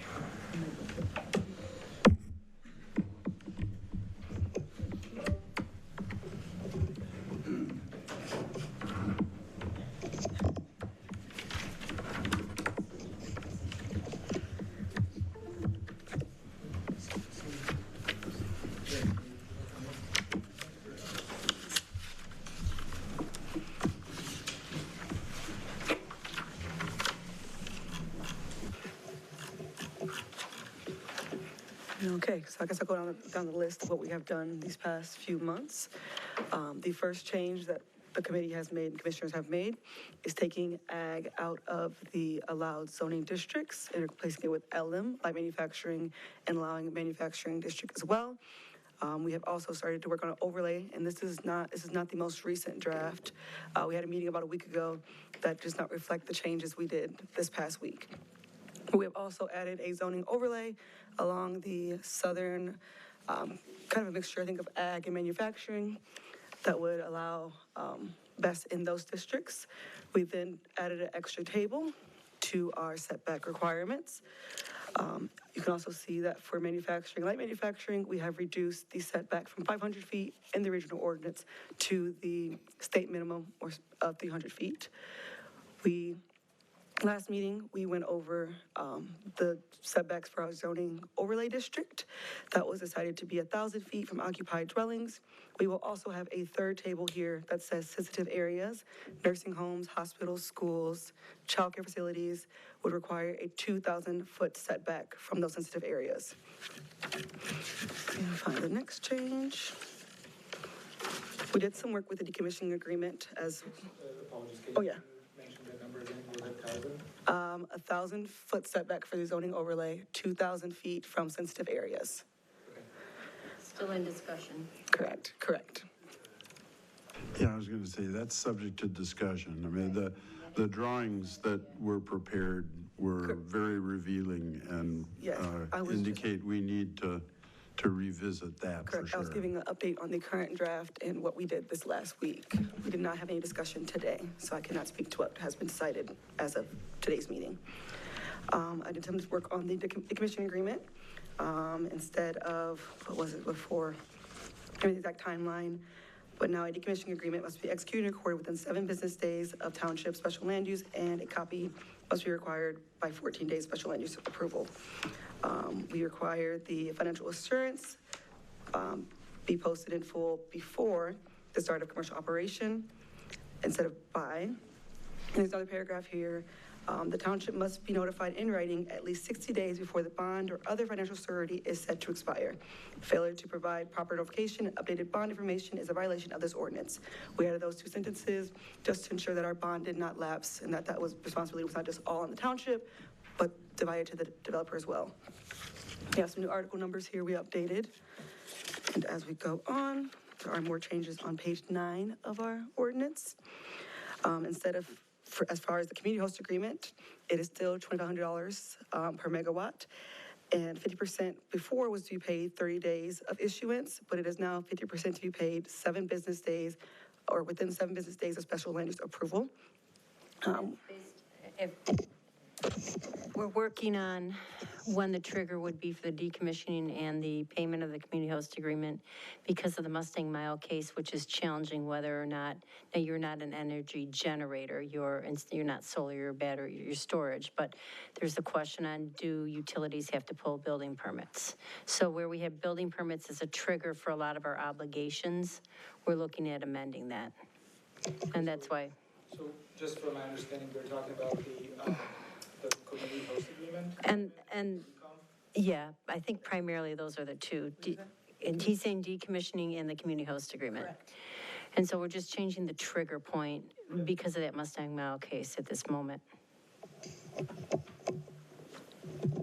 Another slight change to our ordinance is that modifications that increase the facility's footprint or energy capacity by 10% require a new site plan and special land use approval. It used to be 20%, now it is 10. We also added an extra few sentences here that any increase in energy capacity requires notification to the township zoning administrator and/or designated personnel at least 30 days prior to the increase. All obligations, including community host agreement, decommissioning agreement, must be updated to reflect the increase in energy capacity and along with the financial security.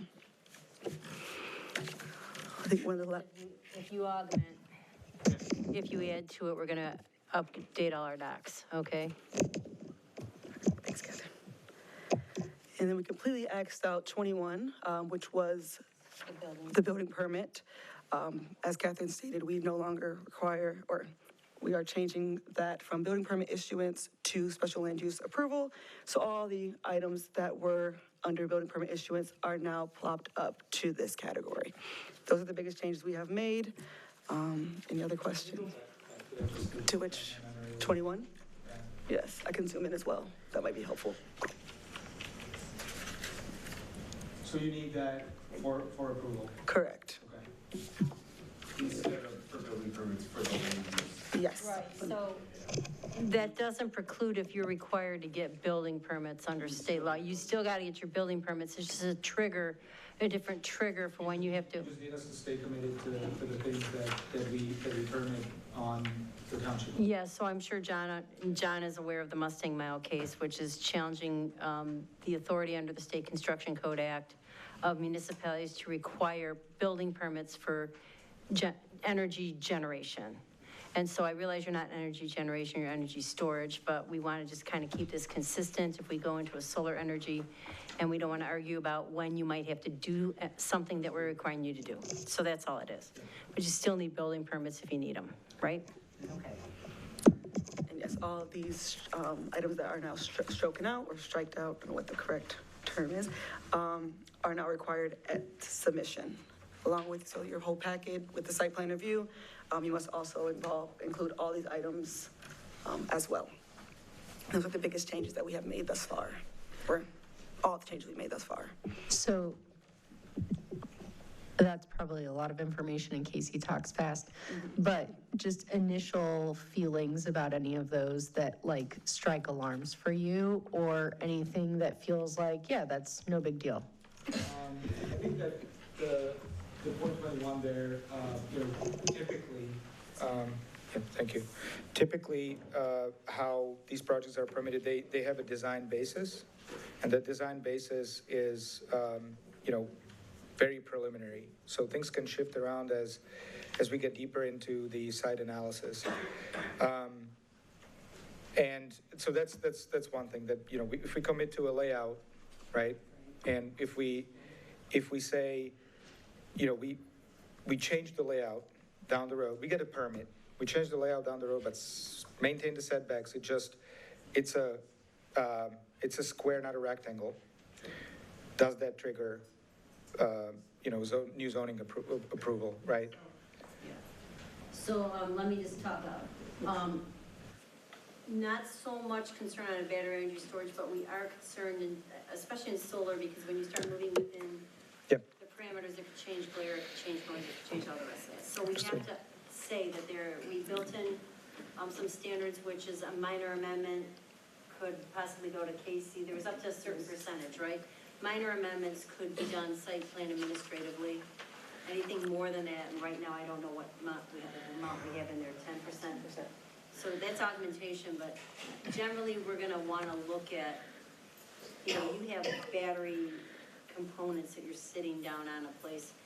We can do as-built, but if you're gonna do significant changes, Well, that's what I'm getting to. If it's a material, for example, footprint change or, I would say footprint change, we're gonna have to go in. 100%, yes. Yes, and so you're gonna realize, this is, in the overlay district, it's still will be a special use, is that correct?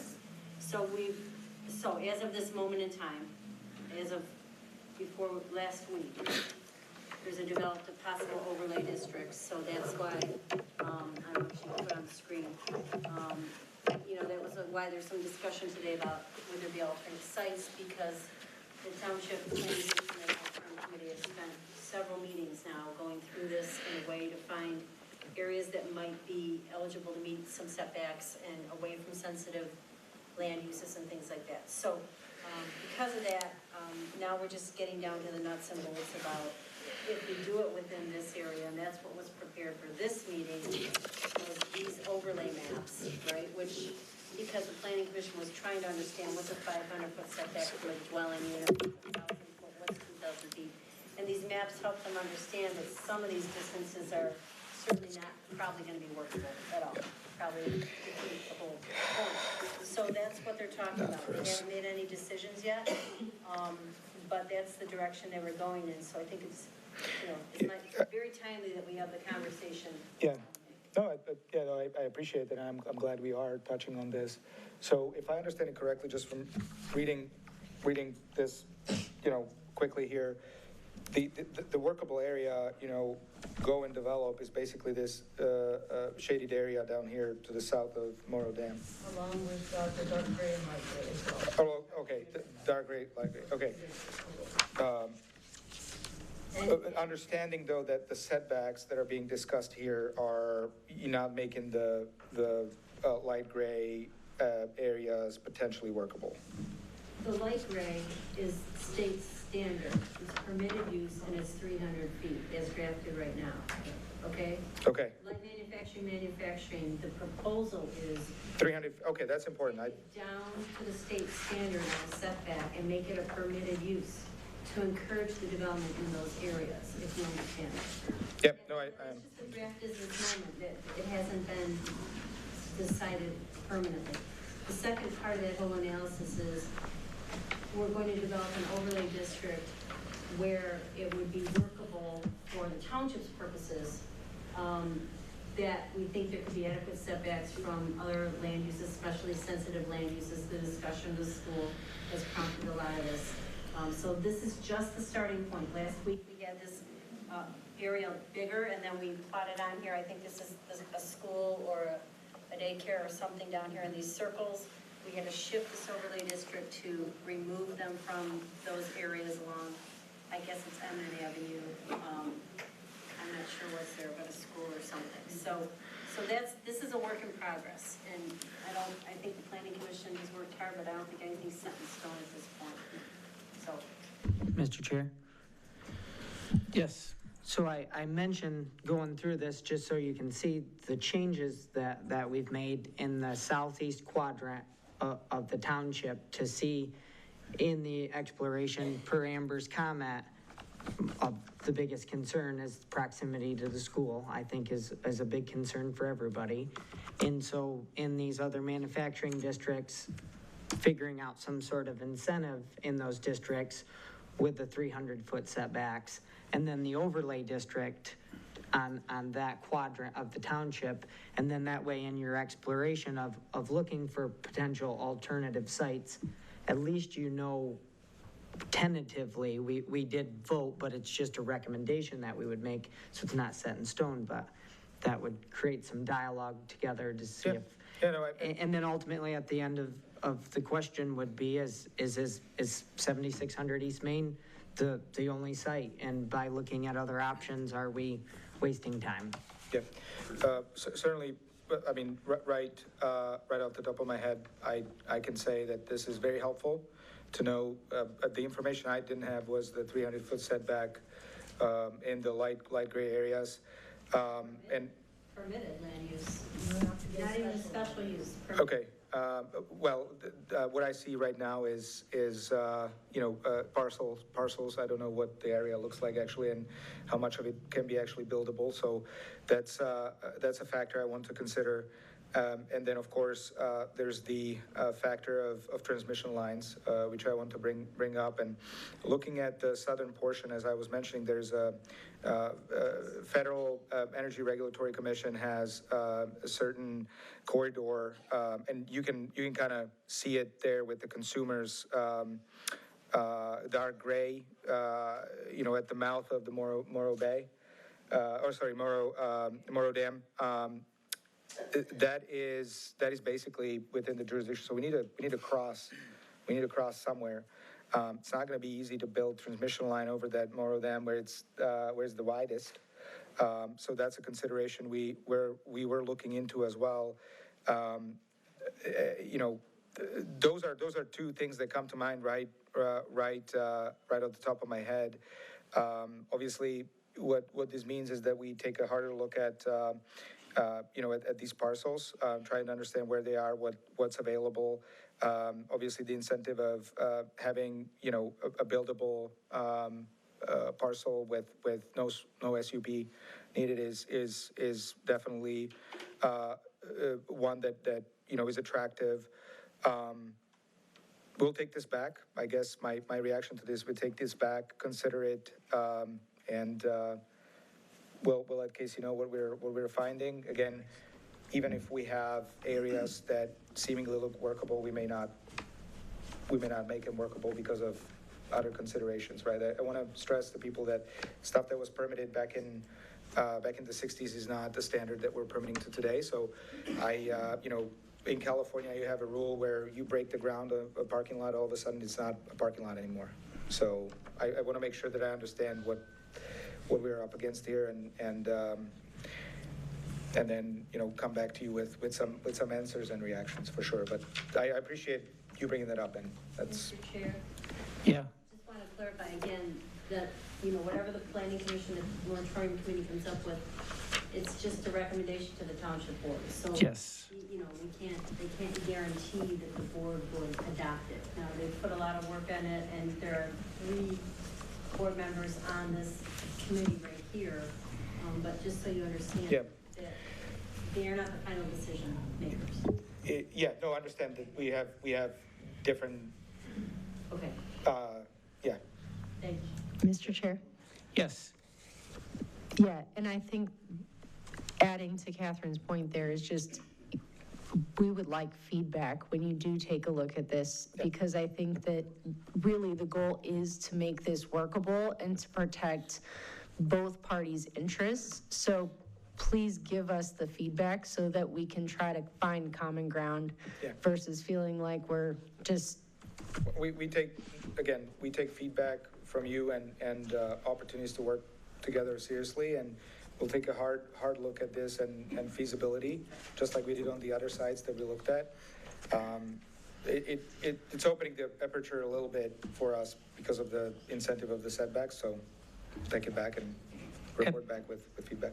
At this point, I'd like to move on to public comment. And this is going to be, or not public comment, but citizen comment. But at this point, it'll be, you'll make your comments to me, and then afterwards, we'll bring back CIP to discuss those comments, if that's something you guys would be willing to do. Larry, sorry, Chair Nichols. We don't have a time limit tonight, so I don't know if you guys still wanted to roundtable and just talk to each member that have any more questions. And then we do have an old business as well for the best workshop. So we can skip, if you choose to skip over that, we can do that as well. But I don't know, other members? Yeah, we can skip over old business right now, can't we? Yes. But Do we have any old business we need to discuss? It's just to continue the discussion that we've been having in the. Right. Yeah. That's what I want to move on to. but all the commissioners were set to move on then? I don't know if they had. Everybody okay with that? Yes. I just had one last question. Okay. Is if, to get some of that feedback before our next workshop, but our workshop might be today, so I know it was not much time, so that's the hard part of it would be, is if we're workshopping, so I didn't expect you to have an answer on the spot, but I just wanted to see, like Amber had mentioned, we're working to find common ground. Well, we just having some of your input for our workshop would have been helpful, but I understand you can't really give us too much input if you just see what we have now. So I didn't know if we had another workshop scheduled, and my thought was going to be, because we do want to have a workable ordinance, if today doesn't wrap up the workshop, if there would be a possibility that our next workshop, if there is one, that you would provide feedback to Casey and Kyle, they could provide it to us, and then we could get wrapped up. Yeah, no, I understood that time is of essence here. Like you said, I can't comment on it today. Unfortunately, I don't have all the facts. It does not work that way. Right. I think that the offer I'm extending is let us take a hard look, and the feasibility studies of these sorts of things take a few weeks. I want to set the expectations. So I foresee this spilling into October, and we're more than happy to come back for workshop if we find a workable site to help you wrap it up. Before, I don't foresee this going any faster, unfortunately. It's not a matter of workload. It's multiple pieces that we have to consider, since we're very far in development of the project at this point. Basically, trade horses mid-race. Right? There's a lot that we have to understand and commit to as a company and as somebody that needs to deliver a solution. And we want to be 100% sure that we don't have to come again and say, actually, we found something that doesn't work. So, I for the sake of everybody's time, I think it's better to spend a little bit more time for us on this. Maybe our feasibility is very short, and we find that we took a look at just a Google map, and I see, buildings and things I need to work around, and this and that's just not going to happen. My engineer is going to take a look at it and say, there's no way you're going to put this in there. There's the landowner aspect as well. We'll do the first thing. If the first works, we'll do second. We can inform you along the way, kind of where we are in the process. I think that's all we asked, right? Yeah, and I apologize. I was under the misinterpretation we had one more workshop scheduled after this, so I understand that having feedback right now is. We'll let you know how we're progressing and if we're finding any fatal flaws in our assessment, but just setting the expectation is not a small feat to do all that and make sure that this is it and we're able to do it. Thank you. Okay, so we don't have, or we're not going to go into old business, right? Okay. We don't have any of that? No, it's just the workshop. Unless you wanted to discuss the maps tonight, Yeah, are these, presented in the packet and on you guys' seats. We can. so we can know if there's any that are, so you can tell us if, once you see these maps, if there's anything that's a non-starter, right?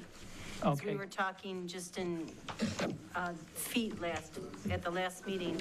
Now you can see the maps as. Yeah, we should go over the maps. One ask I would have to kind of, if you guys send out the names of these, so we can overlay them. I think that would speed up one of the by. Yeah. Do you want to cover the maps, Kyle? Mr. Chair, Yes. if we're talking about the maps, I would venture to guess that the 1,500 foot and 2,000 foot is a total non-starter. It is So, for me. Yeah, I think we could probably, Throw that one away. yeah, I think, Unless you want the floating one there.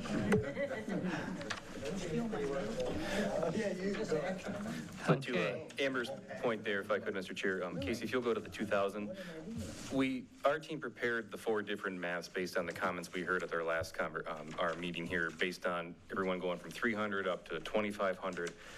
Because we seemed to spin our wheels a little bit last week on that, I felt it was prudent working with Casey to give you a visualization of what that would look like.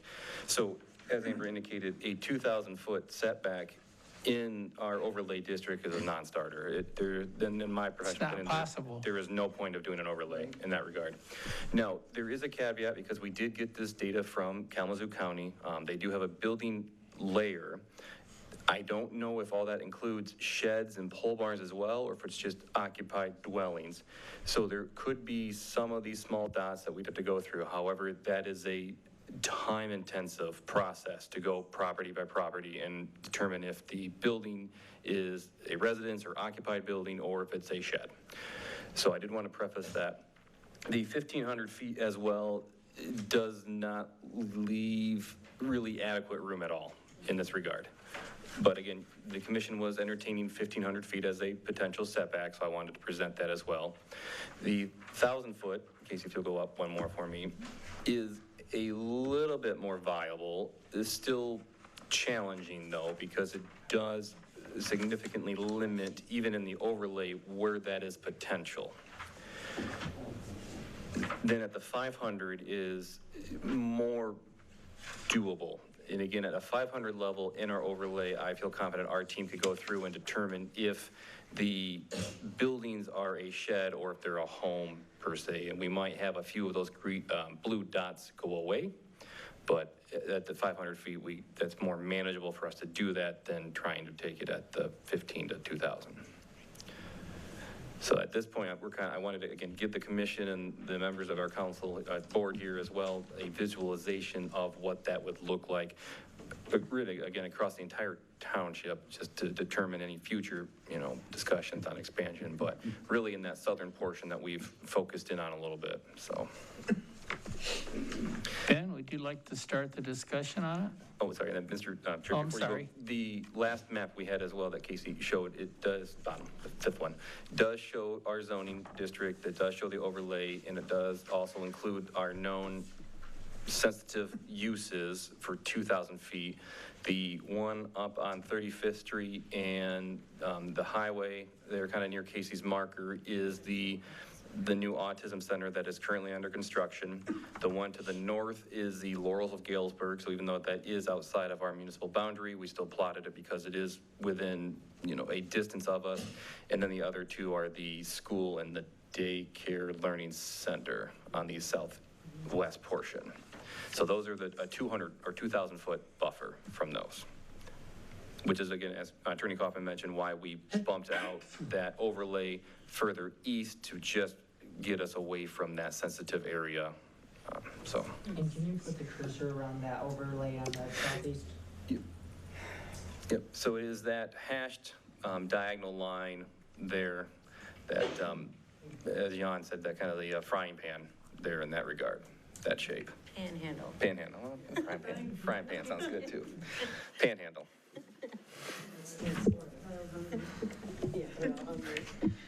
And my question would be, so last time we talked about in the overlay, we talked about 1,000 feet, but the map is showing the 500 feet. So potentially a conversation could be, is in our overlay district, if we moved our setbacks to 500 feet, that could be a conversation to be had. So we could possibly look at that option. And then because that map.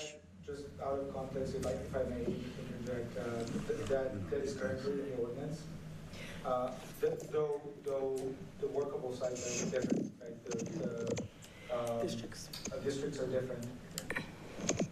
We kind of canvassed the area for not anticipating any like zoning change, or we looked at multiple zones.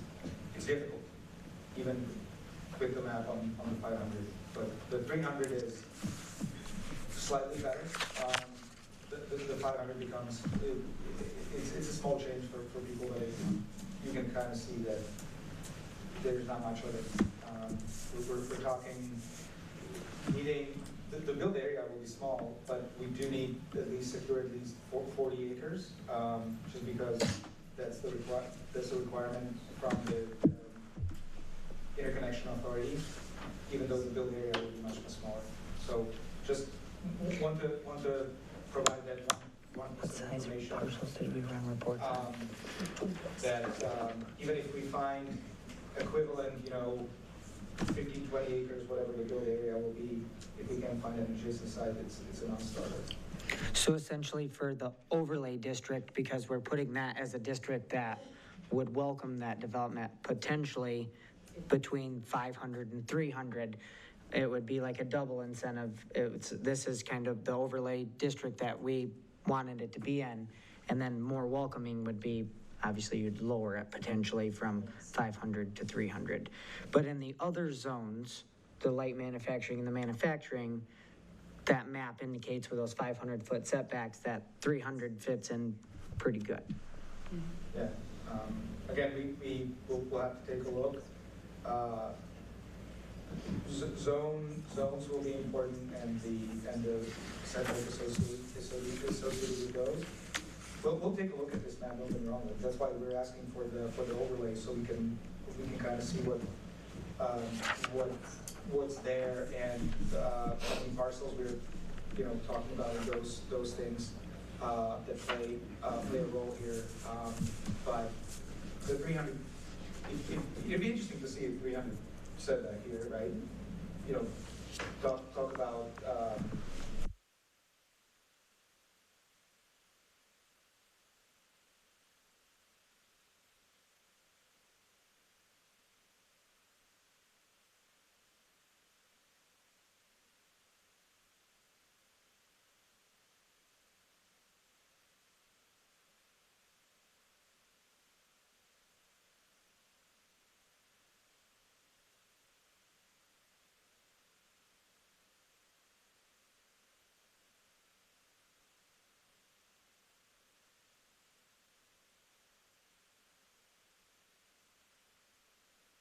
But designed to those parcels. Like I'm just being fully transparent. That's the process that we run, and we would appreciate seeing the 300 if there's already a if you guys already have that set up. There shouldn't be a big difference, and we just take a look at the light manufacturing and see if there's. If we see something that looks seemingly vacant, and propose something to you as well. I think if you're receptive to it, we can also look at that. Anything that's outside of light manufacturing, that's outside of industrial. So, Jerry? I'm good. Craig? I'm good also. James? I'm good. Joe? Your maps were very instructive, and that certainly helped us understand the numbers we were talking about. I was ready to accept 500 feet. I think, I guess there is an argument that could be made to lower it even to 300 feet in the overlay zone. So I agree, we should settle that conversation today so that the staff can go ahead and complete the work that they're doing. Bob? Amber? Yeah, I agree. I think that if we're able to find compromise where it, works out well, I think it's worth considering. I similar was thinking like, okay, 500 looks good, but if 300 makes it more workable and potentially gives an option where we're able to find something that moves it off of the current site, it might be worth it. Yeah. And also, again, sorry for interjecting, the workability of different sites that are not within those two that were allowed in the current ordinance. I think if we're looking at all the parameters, what works with 500 I can show you, and what works with 300 I can show you within the current. Mr. Chair? Yeah. I think it would be a little give and take if we went from 500, or potentially right now is 1,000. So if we went from 1,000 to 300 and we steered it away from the STEM Academy to give you a workable, viable option, I think there's trade-offs. And I think a big concern is proximity to the school. Let's have a vote. Let's have a vote. I guess we could put it to a vote at this point. And what we're voting on is the overlay district moving it to 300 square feet, or 300 setback. I hear Catherine chattering. We may want. Catherine, what's up? So, okay, are we ready? Do we think we're ready to do that? I don't know if you are. I hope we are. Are Okay. we? Then, the moratorium committee is actually just making a recommendation, so it's the planning commission that's ultimately making a decision. And if that's what you want to do, then you'll just do it. Of course, moratorium committee, you can also say yes, but your vote is essentially symbolic and supportive. And then Casey and Kyle can come back, because I do think we need at least one more moratorium. I don't want to drag this out, but we need at least one more moratorium meeting so you can see what this looks like, if that's what you decide to do. But would this finalize the existing open issues with what we're currently working on? I believe so, because what we left it at last week was we kind of know where we want the overlay district to be. We just were talking about the setbacks within the overlay district from occupied dwellings, right? Yeah. Occupied dwellings. And then we had already agreed a permitted use in LM and manufacturing with the 300, which is the state standard for setbacks. So I think this would be the last thing, and then if it looked good at the next meeting, and if their input comes back and it looks good, then we can set a public hearing for the planning commission. Okay. Are we ready to vote? Amber? There would need to be a motion. Yeah, yes. you need a motion. Mr. Chair, I move that we set the setbacks for the overlay district to 300 feet Support. From occupied dwellings? from occupied dwellings. Support. Okay, we're going to do a roll call. All right. Commissioner Lawrence? Yes. Commissioner Sherwood? Yeah. Commissioner Weintraub? Yes. Chair Nichols? Yes. Commissioner Kreitzer? Yes. Commissioner Nowak? Yes. Trustee Amos? Yes. Supervisor Martin? Yes. Motion passes. 1, 2, 3, 4, 5, 6, 7, 8. 8 yeas, 0 nays. Okay. Yeah, I was gonna do that. Are we? Mr. Chair? Yes, go One ahead. thing, was there, at the very end of the last meeting before public comment, I think we had a conversation about noise and we didn't. There was Oh, a yes, couple- we did there was a bring couple up the things that noise issue. We were within 15, 20 minutes of buttoning up. Right. I just think I we think should I go- brought that up. And I think that would be close We have no end time tonight. Juan said we're staying till 9. I'm just kidding. I believe our noise standard is the PA 233 minimum, maximum. The standard itself was okay, it's just it was worded different than, as it was brought up, it could be. You want it, so in the state law, it's an average over, I think, an hour, right? I'm looking at you, John. I think the noise is averaged over an hour-long period, and they were considering changing it to a L-max, which would be a one-time spike. Maybe you can comment on how noisy your project might be, and could it meet the state standards, and would it violate it if the township was considering changing it to an L-max, which means if it exceeds it at one point in time, it violates, right? So the state law is average, and they were thinking about changing it to something different than average. So I don't know if anyone can speak to that. I mean, Simone can provide color at the high level. This just on the schematics of this and how it works. Every pre-closure emits noise when it operates, and you put a few of them together. It depends on what's nearby. And that obviously the noise level goes up and up and then plateaus, right? So single enclosure is 70 decibels at 10 feet.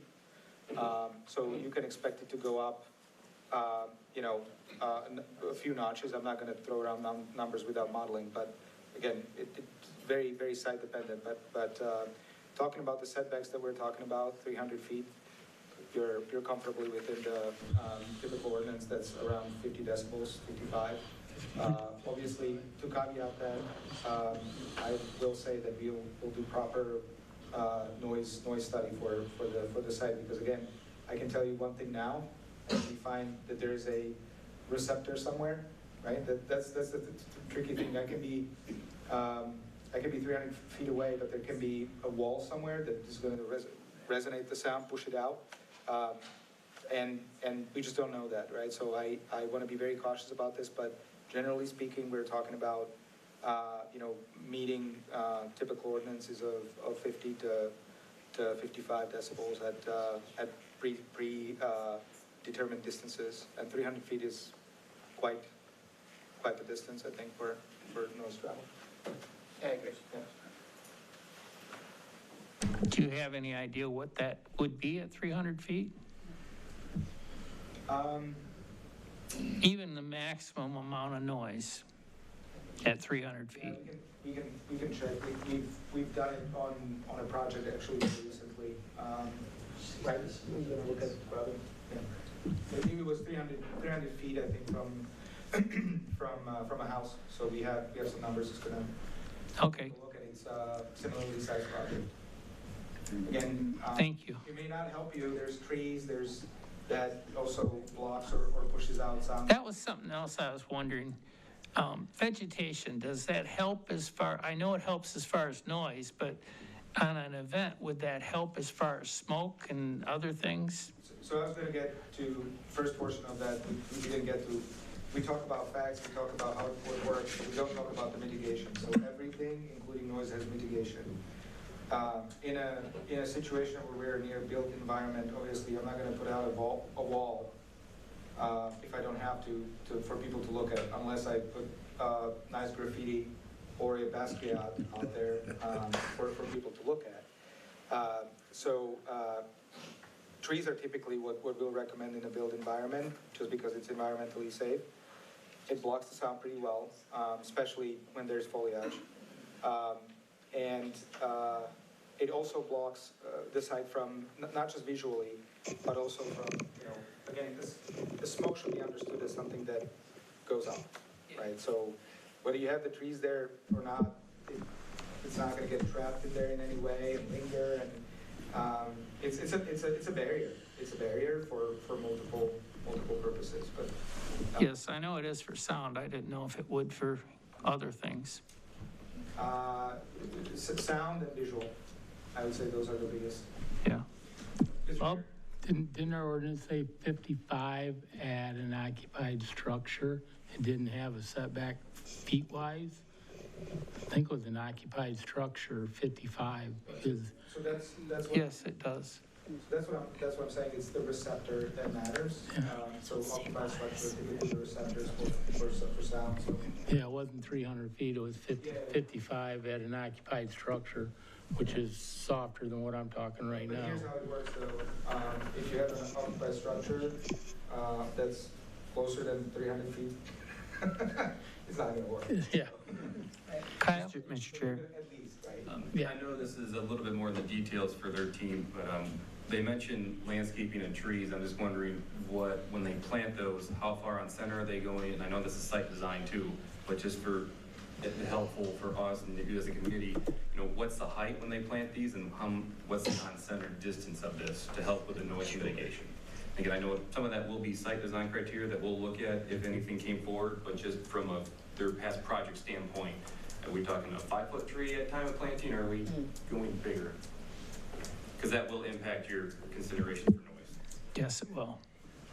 So I don't know, are you comfortable addressing that as your team? If not, I'd much rather leave that for further deliberation. I mean, it's very hard, to your point, to comment on this because you can have a transmission line like we have running through there, and if I'm just around there, need to put trees under it, there is certain clearances that we need to maintain, right? And if I'm going to build something and put trees next to it, and I have an oak that's 15 years old, and it's going to grow to be, I don't know, 30, 40 feet,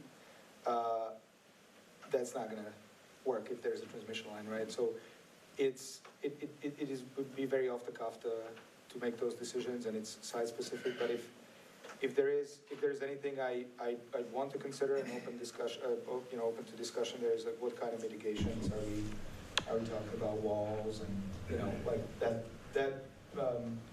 As a responsible urban planners, that's what we should be talking about. Like if we have a residential nearby, even if it's far out, do we do a wall? So, Mr. Chair, was Yes. the key word is that what your question was alluding to average? The problem I had was average. It can be very loud at one point and very soft at the next. And that loud part is the problem part. So would the question be then, could that be 55 at peak? And would that be reasonable, but then back to the things that you say are adjacent to it? I mean, maximum. as long as we have available mitigation strategy, then we can mitigate. We were very close to a built structure because of the ordinance that this particular township had, and we were able to mitigate the noise to levels below the ordinance, which was it 55 or 50? Yeah, what's 55? Thank you. Anything else? Just to clarify where we're at, would we then be recommending to remove the word average? And it would be 55 peak? I would. I don't know. Could we go around? How's the board feel? Joe? Looking at it. I'm good with the average because, I mean, how often are these things going to peak anyway? They're going to stay pretty consistent depending on how many of them are running and whatnot. And if you're 55 at a nearest structure, I don't have a problem with the average because you're not going to have spiking. It's not like they're setting fireworks off over there. Amber? My concern would be regulation. So much like the chicken conversation of roosters, how do we regulate when it's a peak? Because I could say, that was really loud and I did a noise decibel on my phone at whatever time, but like how does somebody then recreate that exact moment again to regulate it? So I think an average is probably more manageable. Okay. Same. William? No, thank you. Joe? No comment. James? I like it where it's at average hourly decibel measure. Greg? I'm good with average. I'm good. Jerry? An engineer brought it to our attention, and he mentioned that, and it was a little over my pay grade as far as understanding that, so I have no input. If that's what the Okay. majority wants, I'm good with it. I guess we leave it. Okay, since, Okay, if I can. now, Since we're tightening up the ordinance, there's only really one last thing we need to discuss. And that on your screen, you can see is the public road right-of-way setback, property line setback for both the light manufacturing and zoning overlay, and then also sensitive areas, that shouldn't count, right? Yes. We do a separate entrance for sensitive areas. Okay. Will we need a road right-of-way for sensitive areas? 300 Like that? No, it's just roll the call sensitive areas. No, this is zoning overlay. wake up Joe. 8-0. Okay. So I don't know if you want to keep them the same, or what you guys are thinking. Yeah. So for this new overlay district, you talked about 300 feet for setbacks for occupied dwellings. We have to figure out the road right-of-way and the property line. I don't know if you want to leave it the same as, in the manufacturing districts, it's 100 feet from the road right-of-way and 50 feet from a property line. I don't know if you want to make it more than that, acknowledging that we're, in an overlay district. Again, understanding the concerns about, wanting to make something workable versus how close up to a public road are you going to allow the battery storage, the fencing, the outer perimeter of the project to go? And then same question to a property line. Joe? I would suggest we leave it the same as in the light manufacturing and industrial. William? I agree. Bob? Yeah, and I think those are the state figures too. Yeah. So they're not. Amber? Ours. Agreed. James? Agree. Greg? Agreed. Jerry? Ben? Just for my understanding, so would that be 133 feet from the center of the road? Or it's from the edge of the right-of-way? It's from the edge of the public right-of-way. So generally, oftentimes, 33 feet is sort of the center of a 66-foot right-of-way, but not always, right? Yeah. So you would have to, there'd be a survey and they would know where the edge of the right-of-way is. Yeah, I'm good with it. Yes. Okay. They have a question. Yes. Just wanted to correct it, it's mentioned to the statute for Act 233, for a public road right-of-way, the clearance is a 50 feet measure for the intersection of public road right-of-way, not 100. I think we had left it at 100 previously, so I think maybe that's one area they differed from the statute, but thank you. So as the attorney mentioned, it is 50 in the state law, but I think we had decided on 100 at this point. Thank you, Catherine. Are we ready to move on? Okay. At this point, we're going to open for citizen comment, but this is going to be directed toward me, and then we will ask CIP to come back and answer your questions afterwards. So a citizen may state their name and address and may speak only one time for no more than 3 minutes. This time may not be given to another citizen to extend their time. The person speaking has the floor and no other citizen shall speak during someone else's time. During this time, you will be making statements to the board without discussion from the board members, but you are welcome to make an appointment with planning and zoning to discuss your comments further. Please keep comments clean and respectful. Hi, Tammy Keeler, Salary Street. The only reason why they want that site is for that power grid.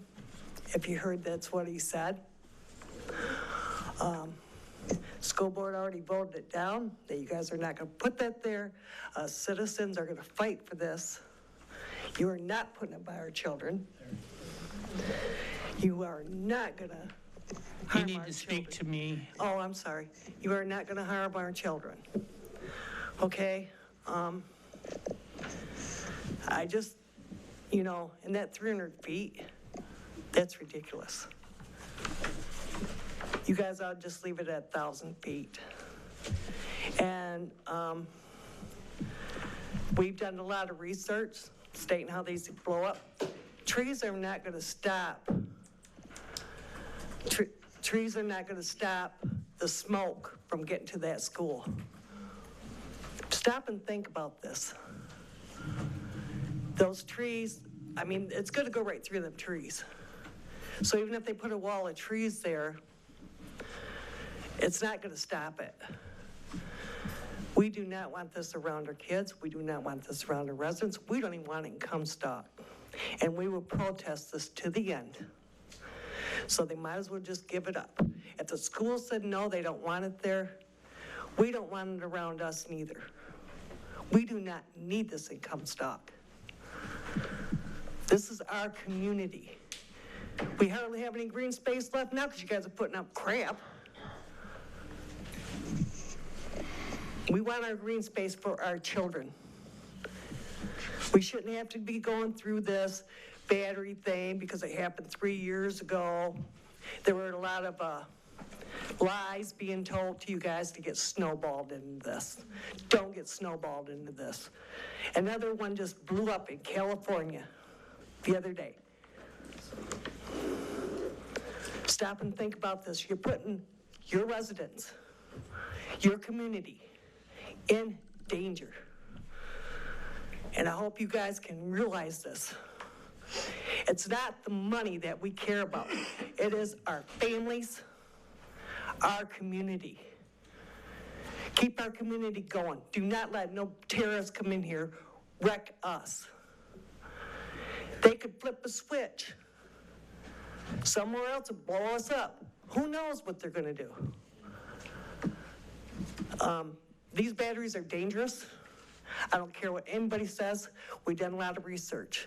I called Lansing. We will get them for child endangerment. Do not put it by that school. Do not even think about putting it by that school. This is just a money-making thing. Thank you.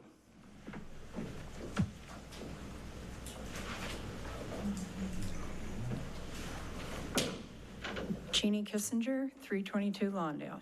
Personally, I'm looking right at you, and I feel you're letting the whole township down.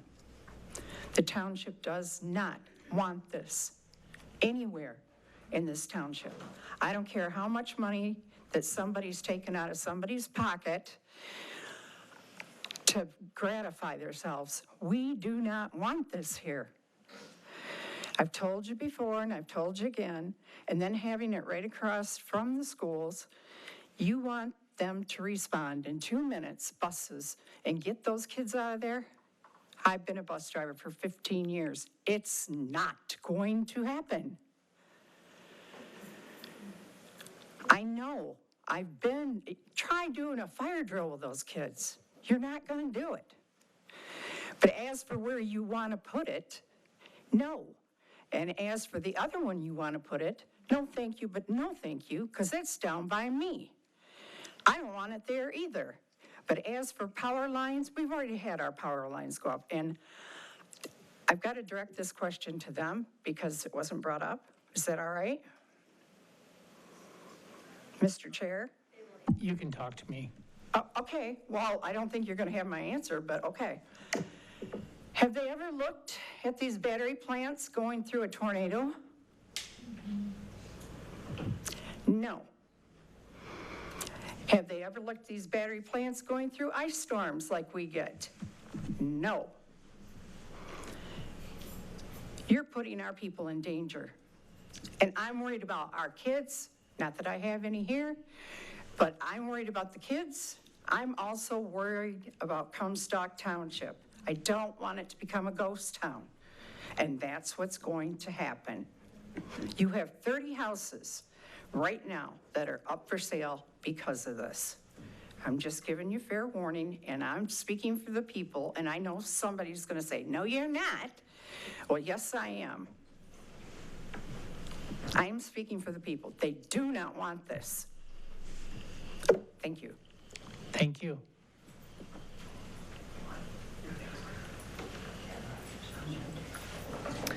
Hi, I'm Alex Walter. I live at 7776 East Main, and I border the proposed plot.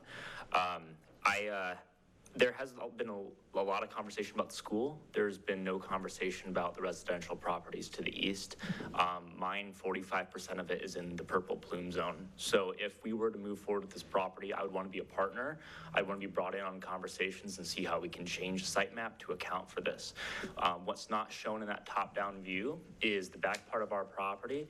It looks like trees, but there's a path all the way through it. My wife and I actually got married back there. We take our dog back there every single day. It's a quiet, it's one of the main reasons we bought the house. Directly next to us is a business that does, in the bottom left corner of their property that also borders this, stores heavy machinery. Okay, so these are maybe not super high fire risk, but these are things that haven't been discussed. And as we continue to look at the school and the setbacks there, there's no accommodations for the residents, and I'm just one of a big row of residents to the east, right? So I have a lot of concerns about that. I really, really appreciate everything I heard from you, Amber, and everything I heard from you, Catherine, on what we're doing to look at other locations. I've worked in tech for 7 years. My family is very close with the auto industry, actually very similar to the gentleman who was talking about, electric cars. I manage a fleet of PCs, 7,000 PCs over different plants in North America. I know lithium ion. I'm not at this scale, but I know lithium ion. If anyone had a device here that could overcharge my phone, I would happily put it right here and let thermal runoff happen to it. What might happen? I would probably want safety glasses. All of you guys would probably be okay, all right? My phone, the power stored in that battery is measured in watt hours. We've talked about a lot of numbers today. I want to put something in context for you, okay? Watt hours equates to, and anyone over here can, I know I can't speak, but anyone over there can verify this. 10 watt hours, which is usually what's in a phone's battery, which if you ever heard about the Samsung phones that blew up next year and hurt people, right? About 10, 15 watt hours, okay? That equates to 0.00001 of a single megawatt. So what we're discussing in this plot, however safe we attempt to make it, and I'm sure they're doing everything they possibly can in their, their site planning and all of that. I have no negative things to say about that. However, you're still looking at a scenario of 400 megawatts next to a school, next to a residential street, next to a greenhouse, and next to a business that does heavy machinery, welding, all of this stuff. So I would really want to take a look at the setbacks on the residential side. There needs to be way more focus on that if we go in this plot. But I really appreciate the township's direction in looking at other plots, because making that decision, putting that much potential energy there, is not a position a good partner would put any of you in at all. So please take that into consideration. There are things about this property you cannot change. Thank you.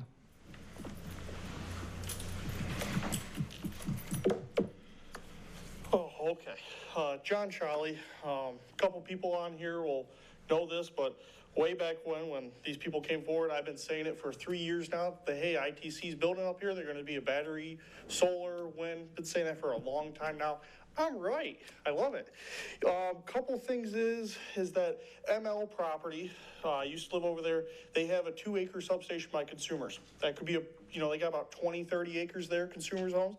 These people could maybe work with them over there, but I understand consumers is very hard to work with. Used to live next to them, hate them. Couple things, what's the upkeep of the property kind of going to be like, I guess? Are we going to have grass inside the fenced-in area that's going to be mowed weekly? Is it going to be mowed monthly? A lot of solar fields, put the high grass and cut it about 7-8 inches. I mow solar fields and everything like that, so I kind of understand a little bit about a solar field being mowed. How's that compared to this? Another thing is, what size of trees are they going to put out front? Are they going to put high trees and everything like that that might grow into the telephone wires? Are they going to put bushes that you can see over them? What if something fails in the system? I looked up this LG J45 or whatever it is. The parts are very hard to come by, and it's also very, very, very new technology that there's maybe one plant right now, according to Google, that has these. in the United States. Don't know if that's true. Maybe you could tell me if it's true or not when you speak back to us. It's one of those things, if those power lines do come down an arc a bunch of these, what is the significant damage that we are looking at? And then you talk about pollution and everything like that, that goes up 500 feet. If it goes up 500 feet, that's gonna come down somewhere. If you shoot a gun up in the air, that bullet's gonna come down.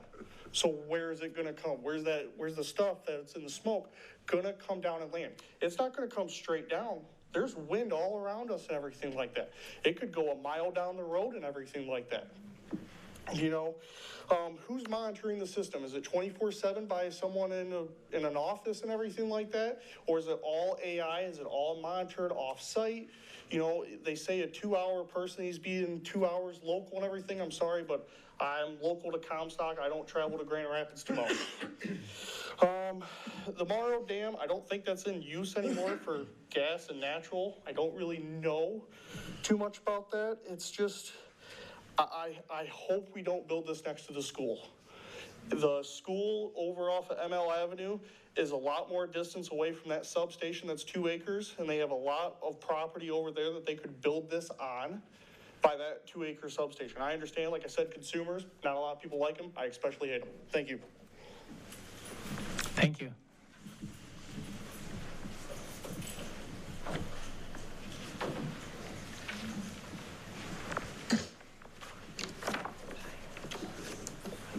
Got a document for you to refer to. Thanks, sir. You're welcome. Thank you. Sure. Thank you. Time there, right? Okay.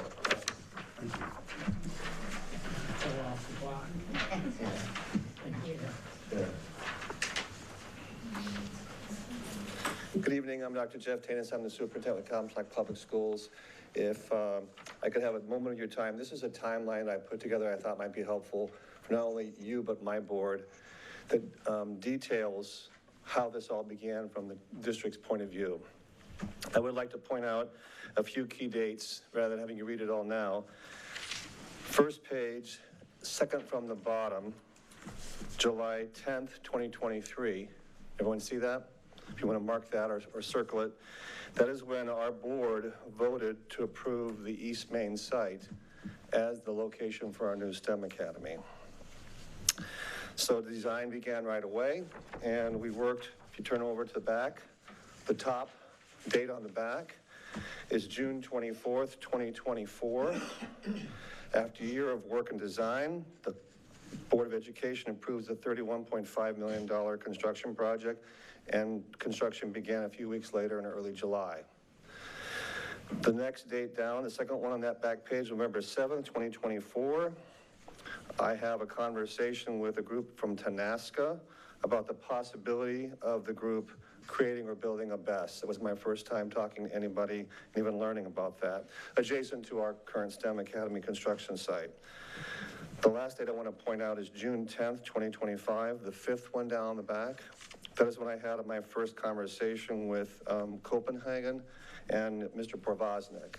So if you want to look at that time span, that's 2.5 years that the district began working on this project. We've already broken ground before I began to have conversations with the company that we're meeting with tonight. So in terms of having the project already going along, I feel like we were way in the process before this discussion began.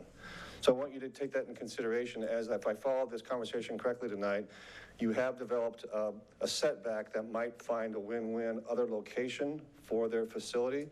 I really do urge you to do that, because having it next to our school may be safe by all the standards, but there's also the perception. And when we're trying to attract students and families to our community and to this particular school and location, the perception that it's not safe may overcome any kind of rational safety plan. So I also want to remind you that the district and the community has invested not only $32 million for this new facility, but $18 million for the building just across the way. That's $50 million already invested, not pending. So I know you have a decision in front of you about how to proceed. I do urge you to find a win-win. I'm all for that. Please locate this facility in a spot that doesn't prioritize profit over people and puts the location in some place where it won't deter families from coming to enrolling in our district. Thank you for your time. Thank you. My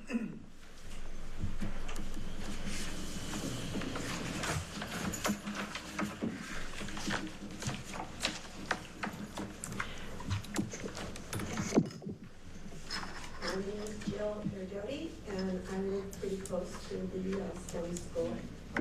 I just want to say thank you to everyone on the board. Excuse me, the lights now. Okay, I just want to say thank you to everybody on the boards and the committees that have worked so hard and so long to come to safe decisions for us. I really appreciate all of the work that you have done. I also did appreciate the presentation tonight. I feel that you have done your due diligence and you still have some more decisions to make. My concern is if it does land up on East Main, where the STEM Academy is, then I feel that it is our responsibility as a community for both the educational board and for us as a community to begin a safe plan and put it into place. We never expected to have school shootings. And now that there have been school shootings, especially in like Oxford, Michigan, plans have been put into place. A lot of schools now have where you have to go through a metal detector to make sure that there's no guns or anything on premises. Bullying has become something big, and children have committed suicide because of bullying. So now schools have stepped up, and they have been proactive now, and they're starting to put plans into place to protect our children. So if this site by the school happens, we as a community and our school district needs to put in place a special plan to provide our children the ability to be safe. I don't know if that means special drills. I mean, everybody remembers the tornado drills where you used to have to put your hands over your head and go under the desk and everything. We're supposed to be safe. Our children need to be safe. So if the site happens, we as a community need to make their safety our highest concern at that point. Thank you. Thank you.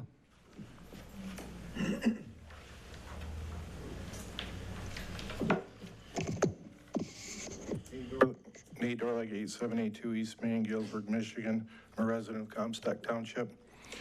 I just want to first draw everyone's attention to the slides that Juan provided, specifically the slide about the plume, because that's really the key piece in the hazard mitigation here.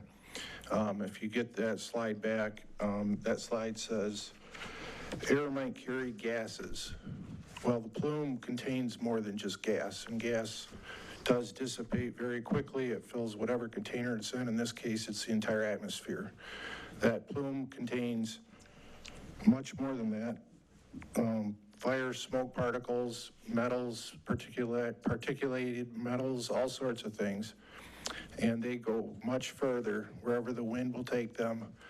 And I'm going to segue that into the opinion of David Tomachek, fire protection engineer, who spoke today and opined about the CTC report of the school. And he said that there was pieces missing between the facts and the conclusion, and I disagree with that. Moss Landing was mentioned in that report.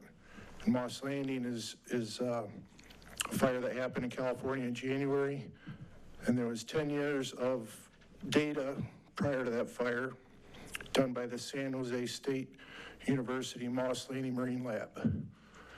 Right after the 5-day evacuation, they went back and they found metals within 2-mile radius of that fire, lots of them. So we have data, we have a control set, and I'd like to ask CTC CIP rather, to address that. Not just the gases that are in the fire, but everything else. How much time? Lastly, Commissioner Lawrence asked the CIP representative about the risk benefits. And it's my understanding that Denmark, where they hail from, has employed many, many buses and other renewable energies. He stated today that these things will make our energy cheaper. Well, I just happened to have saw something in the news. I'd like to play just a quick clip. I can't play the whole thing. This is our U.S. Energy Secretary, Chris Wright, speaking to Maria Baratomo. You guys are not getting anything. It's very hard to explain, but yeah, I think it's become, as you say, an ideology that people want to push it. Denmark today has the most expensive electricity in the world. They were the first. Thank you.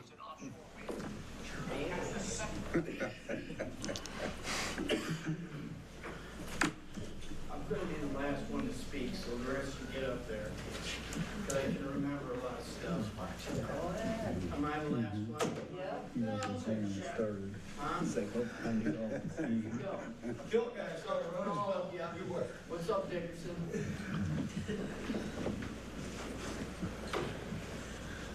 All right, John Dickman, North 30th Street, blah, blah, blah. The biggest thing, I guess, let me rephrase that. I was an auto mechanic for 45 years, and the last 20 of which I had extensive experience on hybrid and EV vehicles and the batteries contained in those. And I can tell you one thing, even though they're a little bit different chemistry and a little bit different construction than the units that we're talking for the BESS system, the easiest and only way that I know to get one to start a thermal runaway or to start a fire or, as somebody said, explode or anything like that is to damage it. Whether it be in an accident or whether it be during service of the vehicle. The company that I worked for, we lost a location because the technician that was working on the vehicle lifted the vehicle improperly. He stuck a floor jack under one rear corner and he cracked the battery. And as a result, a $3.5 million building went up in flames. So it takes the effort to crack the egg to get one of these things to go, all right? I'm not saying that I wholeheartedly support putting the BESS system where it is, and I'm not saying that I wholeheartedly support the township putting it anywhere else, really, for that matter, because under the overlay, they could put it down on K Avenue and plop the thing right in Grandview Hill's backyard. Because that would be in a light manufacturing district, 300 feet from occupied dwellings. Is that what you want to do now? I guess the last thing I really have to say is most of the residents in this room tonight, we're the ones on, especially on this side of the room, we're the ones with the vested interest in this thing. We're the ones on the firing line, starting with Bob, starting with the people back here, starting with my neighbors across the street. They've got a kid that goes to the STEM Academy. Yes, I am worried about this. But on the flip side, we have to look at what would it really take to start one of these off? And do we want to put it a quarter mile away from a school, or do we want to put it a football field away from a housing development, potentially? So I'm not going to tell you what way to do it, but make your decision wisely. Thank you. Thank you.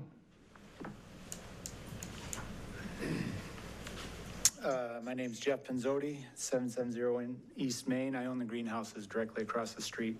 I also have concerns about the placement of this, and I appreciate seeking alternative locations.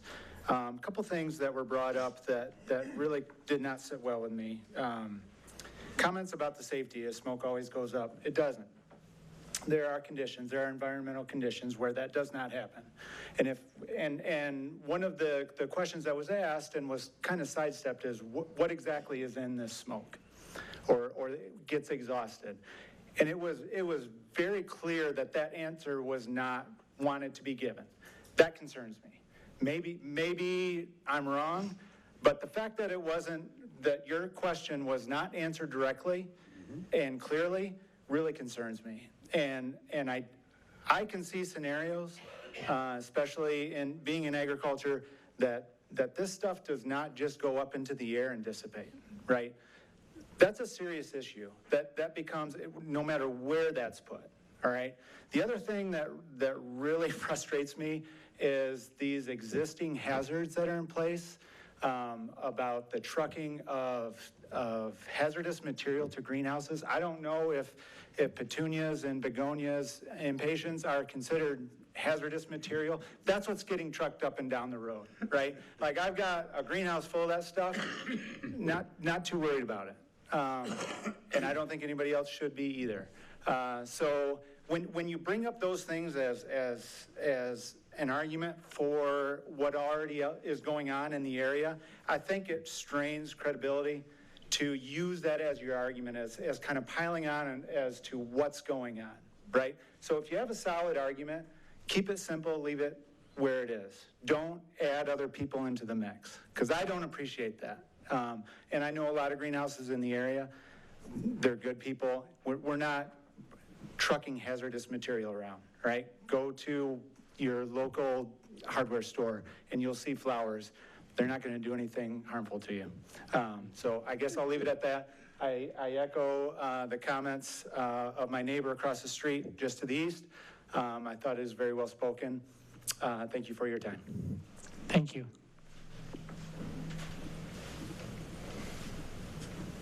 Sarah Lynn. I'm Sarah Lynn Brown, and I live on 30th Street. I'm also on the school board, but I am speaking as a citizen tonight. I'd like to just let you know that the school board received the approval of the bond in 2022 of November. And subsequently, as Dr. Tanis had mentioned, in July 10th of 2023, after significant consideration and reasons, we selected the location on East Main. The first notice or potential notice of this battery plant that I was aware of was in February of 24. And it's important to note that regardless of the new STEM location, we have an elementary school that has been there since the 1970s, situated just right next door.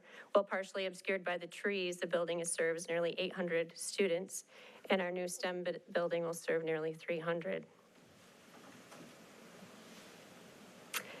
In 2016, since 2016, our community has approved some bonds.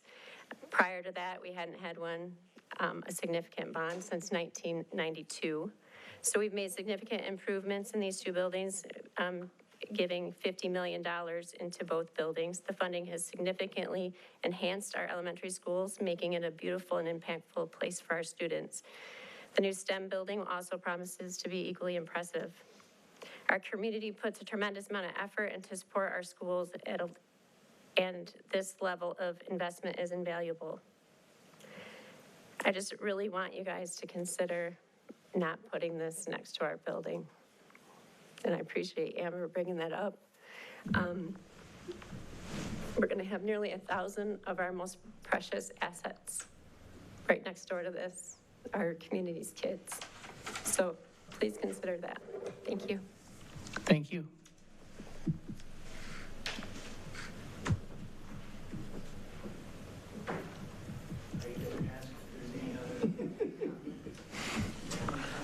Okay. Any other comments? Am I the last, y'all? Thank you. Say. I hope so. Sorry. Brian Noet, longtime resident. Okay, a long time ago, they thought copper chromate would help kids eat their green beans. It was not good. It passed by whomever, Del Monte or whatever. So that's just a simple, vague example, but that went over somebody's head, and they didn't recognize it till the damage was done. I don't recognize any oncoming damage. We've coughed up all the possibilities. Any terrorist might not have even considered. Now they might consider it. So there's negative and positive. We're focusing on bad things. Being by a school is just not really, that's a real sketchy. It's not what they want to do. It's not anything other than it don't need to be next to kids' minds. They're developing. That's so simple. There should be other opportunities. Maybe we can sweeten a deal down there at our brownfield, which we're going to have to clean up one of these days at the Marrow Pond. It's not going to be enough. I don't know if anybody critiqued the fact that I believe that the service is going to be delivered or recovered by the organization in question as underground. So it's underground, it sounds like. So it's not going to be over tension lines. They're going to burst and bolt into flames and slap around like, you know, a lightning stick. But I've been watching, and when I first came in here, it did smell quite bad. You guys have been here a while. But it could have smelled for other reasons too. I mean, this is a sticky situation. It's, somebody quoted the other day that is, you know, it's going on, it's going to go on. You know, maybe we can get the first event at the arena downtown that nobody wants either, and it's happening. And we could. Like Mad Max, Beyond the Thunderdome, we fight it out, you know, with chainsaws and stuff. But that's fiction, but that's not. You know, reality is, what's the term? Life is more like fiction than, what is it, the other one? Anyways, it's what you see on TV, because at some point in your life you realize your hands are tied. And I gotta say again, the school, that's really bad. I can't believe no bells and whistles went off prior to all that. That's dereliction to whoever might have been, if they even knew neither. We should have all had some prior upcoming. We should have known this building was in the process. It didn't make it to the communicator till several months afterwards. Just telling you all that, and you know, I have my issues, but the bottom line is thanks. You know, this is very bad. It's hard for people to make those decisions based on their facts. Thank you, Brian. How does it weigh? The Statue of Liberty is blind. Right?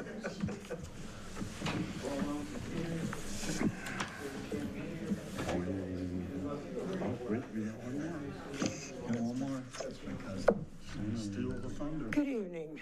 I'm Judith Heckema. I live on 30th Street. I've been a resident of Comstock for over 60 years. And I graduated from Comstock High School. I've been very proud of the school most of the time. I'm really proud of the fact that that the Comstock community voted for the millage for the new schools, the first one in over 50 years. The last one was in 59, I remember, because I graduated from the Comstock gym. That's where we had our graduation. My kids have all gone to Comstock. I have grandkids that live out here, and I have one really important question for you guys. I know you're doing the best you can. I know Ben has several children, whether they go to Comstock or they go to Galesburg, whichever.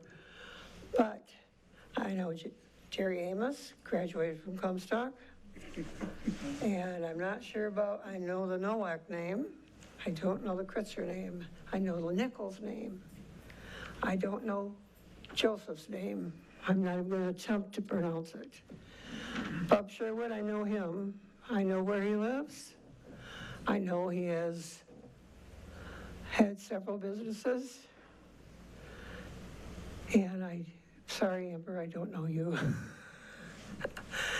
But I am not against this thing, this Bush thing, Beth thing, whatever you want to call it.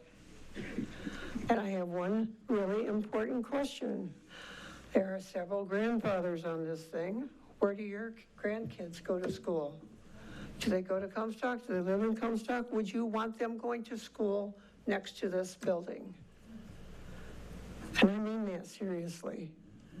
I don't have any, my grandkids right now, mainly for the thing of having that thing put in there, are now going to go to Gull Lake. And that's really bad because we've had about 4 or 5 generations that have gone to Comstock schools. And as for that matter, I'd like to know where, you lovely gentleman, you did a real interesting thing, but I want to know, where do you live? How close do you live to one of these things? Please speak to me. Yeah, well, I'm speaking to you. I already spoke to you, and I'm just saying that to you. Where do their kids go to school? How close do they live to one of these things? I live 1.5 miles from NEMS. Thank you. You're welcome. Think about it.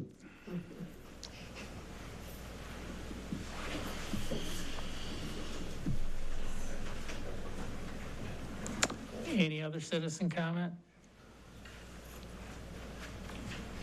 At this point, I'll close citizen comment and we'll move on to, do you guys want to speak to any of the comments made?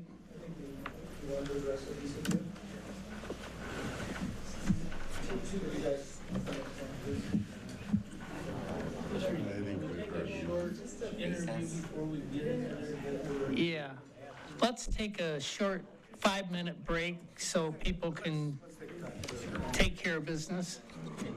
Thanks, Larry.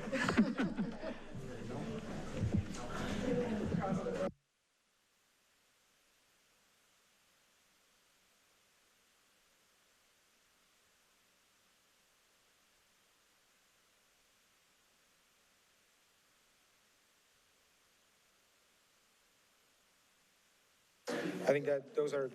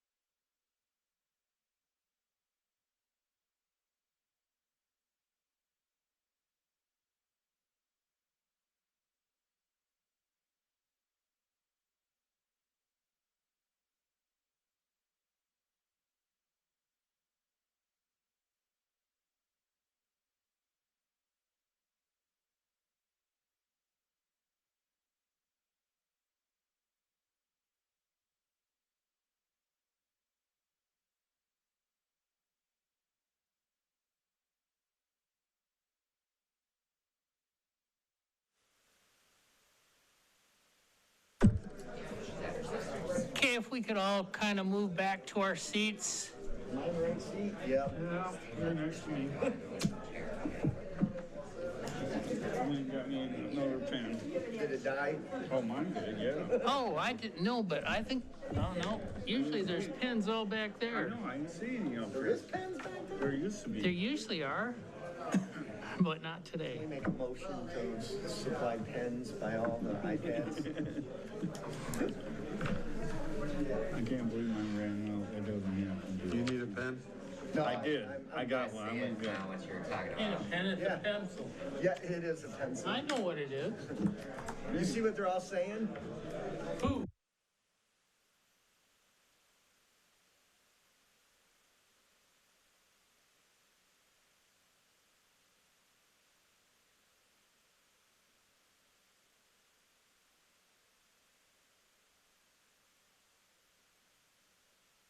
I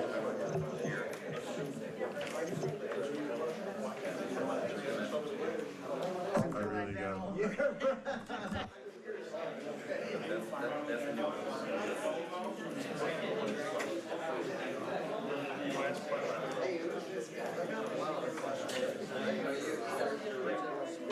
Okay, if we could call this meeting back to order, please.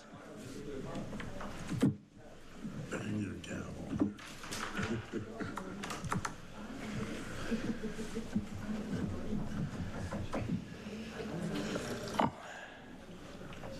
Is CIP ready to answer any of the, Not sure what the point is. I don't know. Yeah, I think Jan is still in the bathroom, but we did want to have Mark and David come up. A lot of the questions, obviously, were rooted in fire safety, and so we just think it would be best to utilize these guys while we have them here. They're subject matter experts on fire safety, specifically as it relates to battery energy storage systems, so we figured we should utilize those resources while we have them.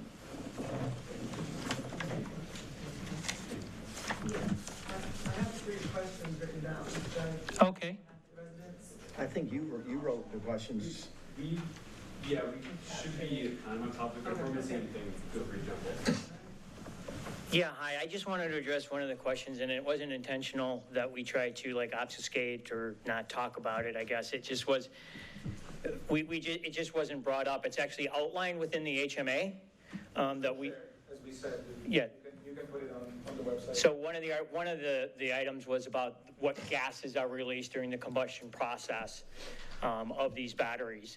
And like I said, it wasn't intentional, it wasn't on purpose, it wasn't like we're trying to hide something, it's all in the documents that are provided to everybody.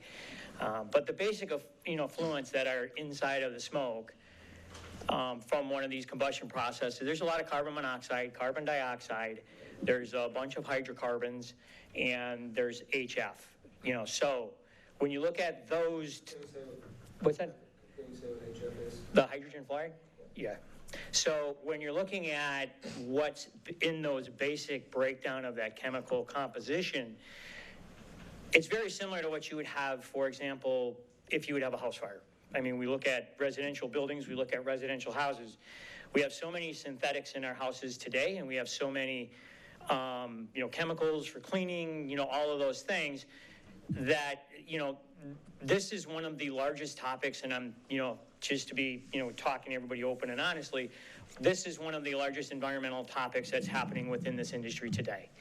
What happens, environmentally? So there's a lot of anecdotal, there's a lot of studies to the best of knowledge. I mean, New York has done some work, obviously California's done some work on what is and how does this impact everybody and the environment.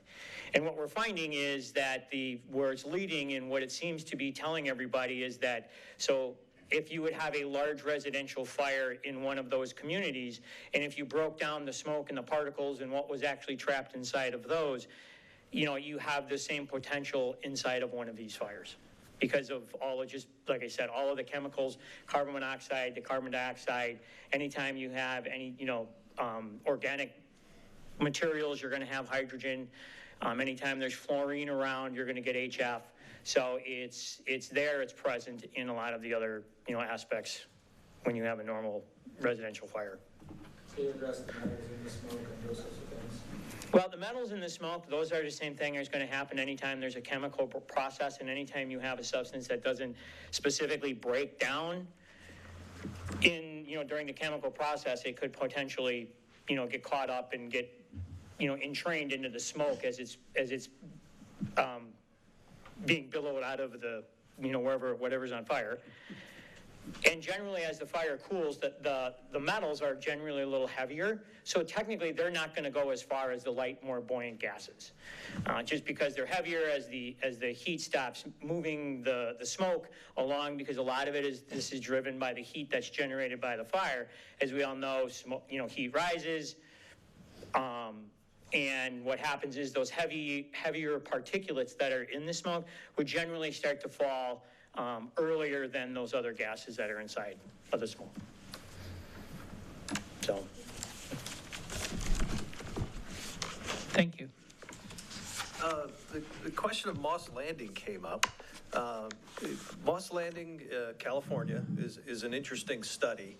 The plant itself started in the 1950s as a coal-fired power plant.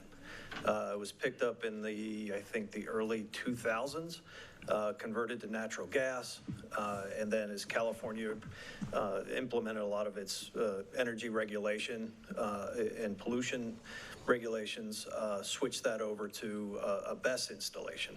It was one of the largest ones in the country at one point.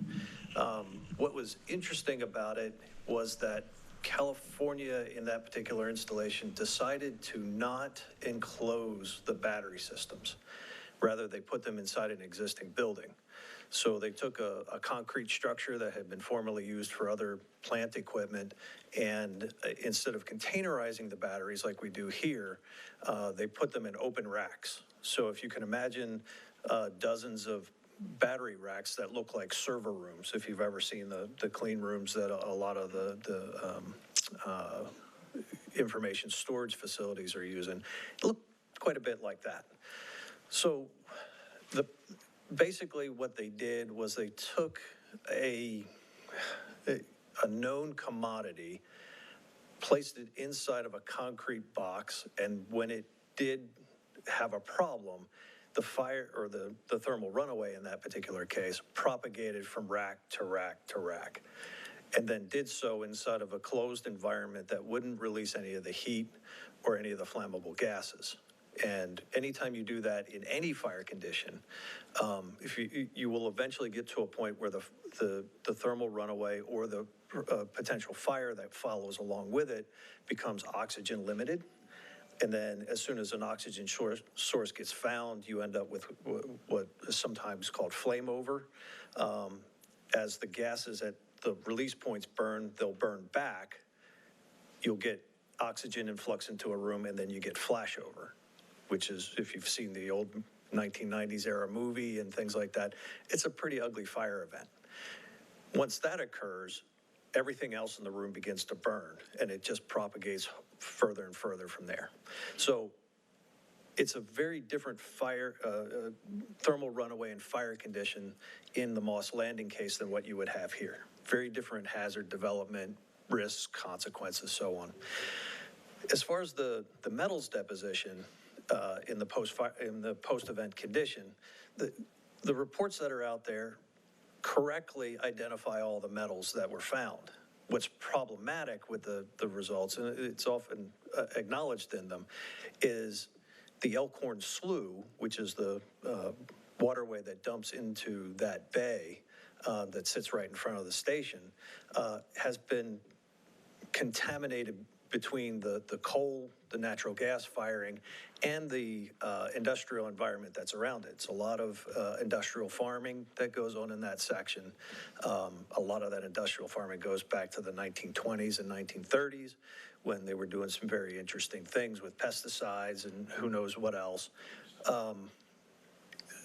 The inability to segregate what was polluted before and what was polluted after makes the whole thing problematic. That's not blaming everything on what was there previously and that nothing evolved from the Moss Landing event. It's just that we don't know what's what.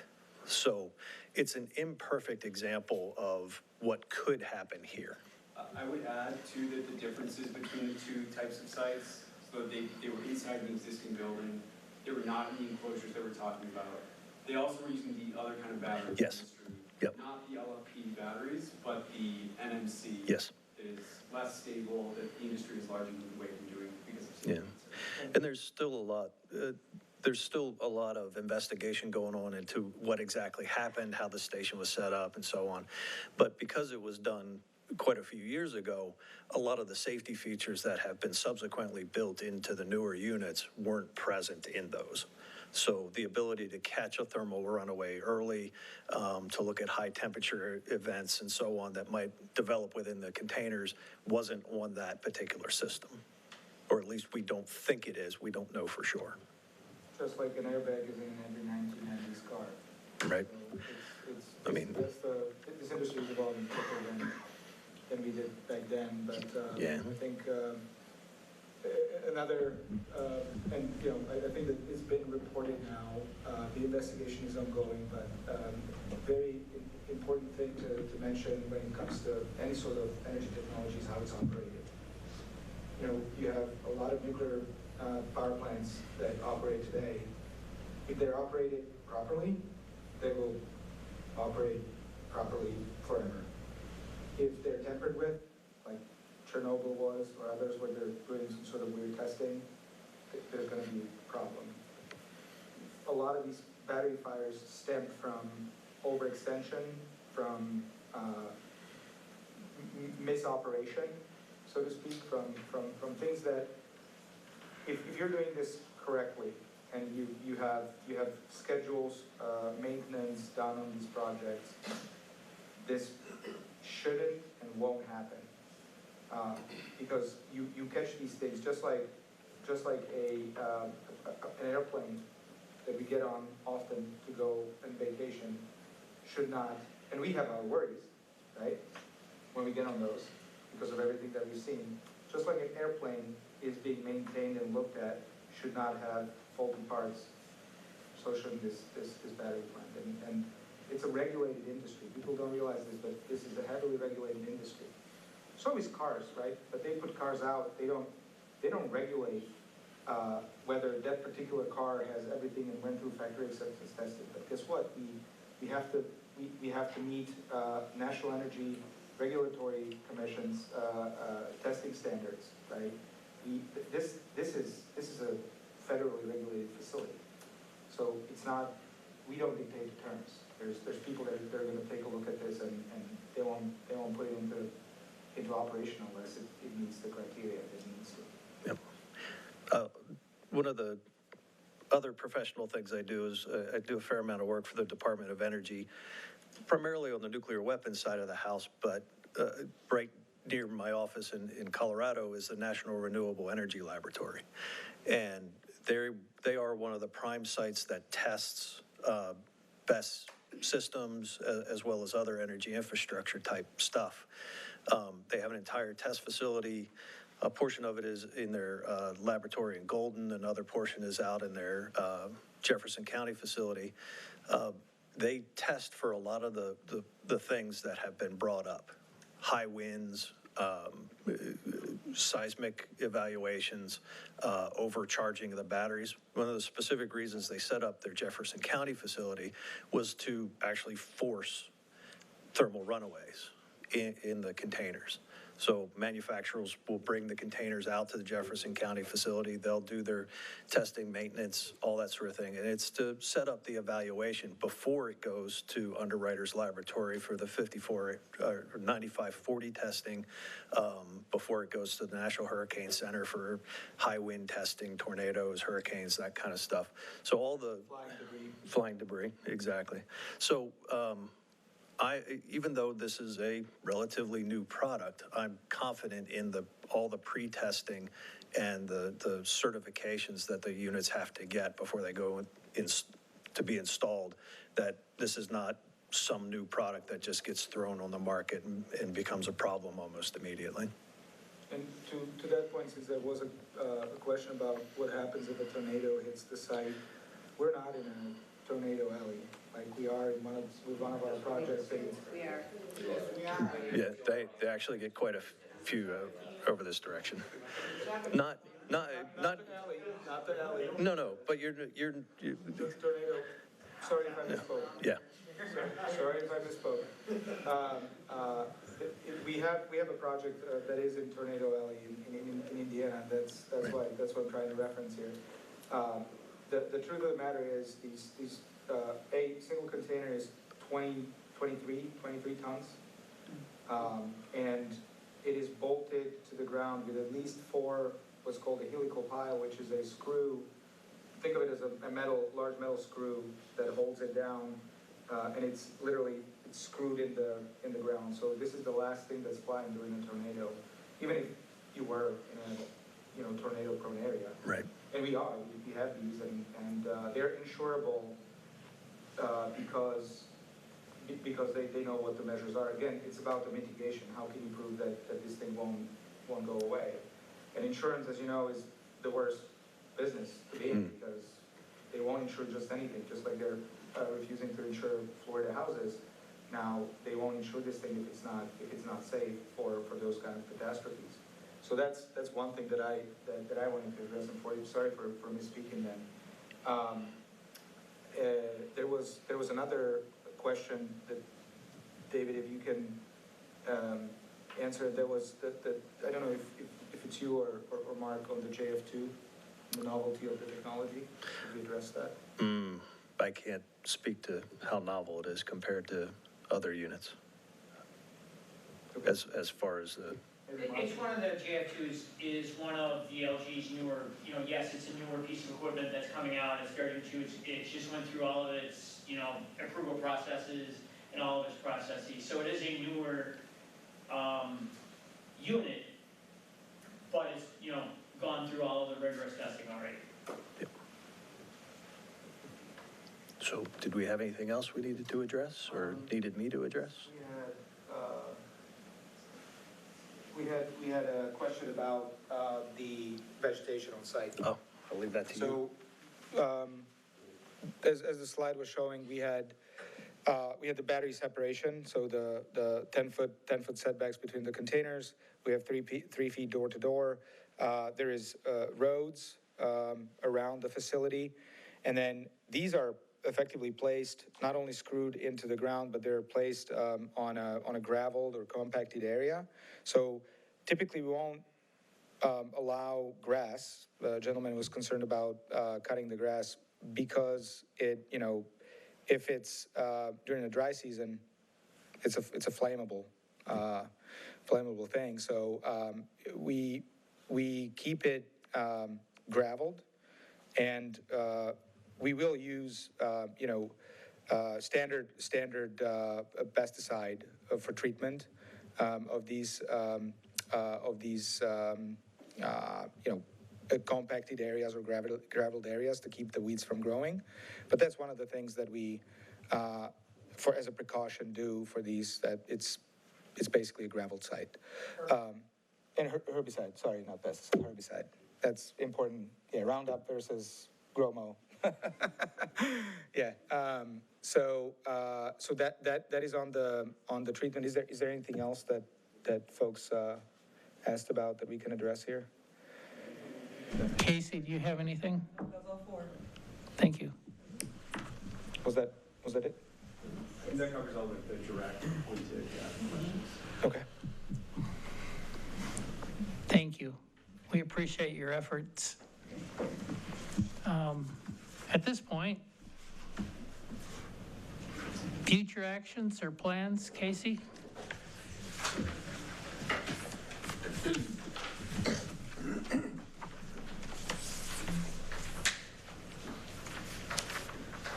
Okay, so the next step would be to figure out if we need a special meeting or not. Another one, I think that we tackled all of the items in our orders that we wanted to check off. So an option would be the 25th at the PC meeting.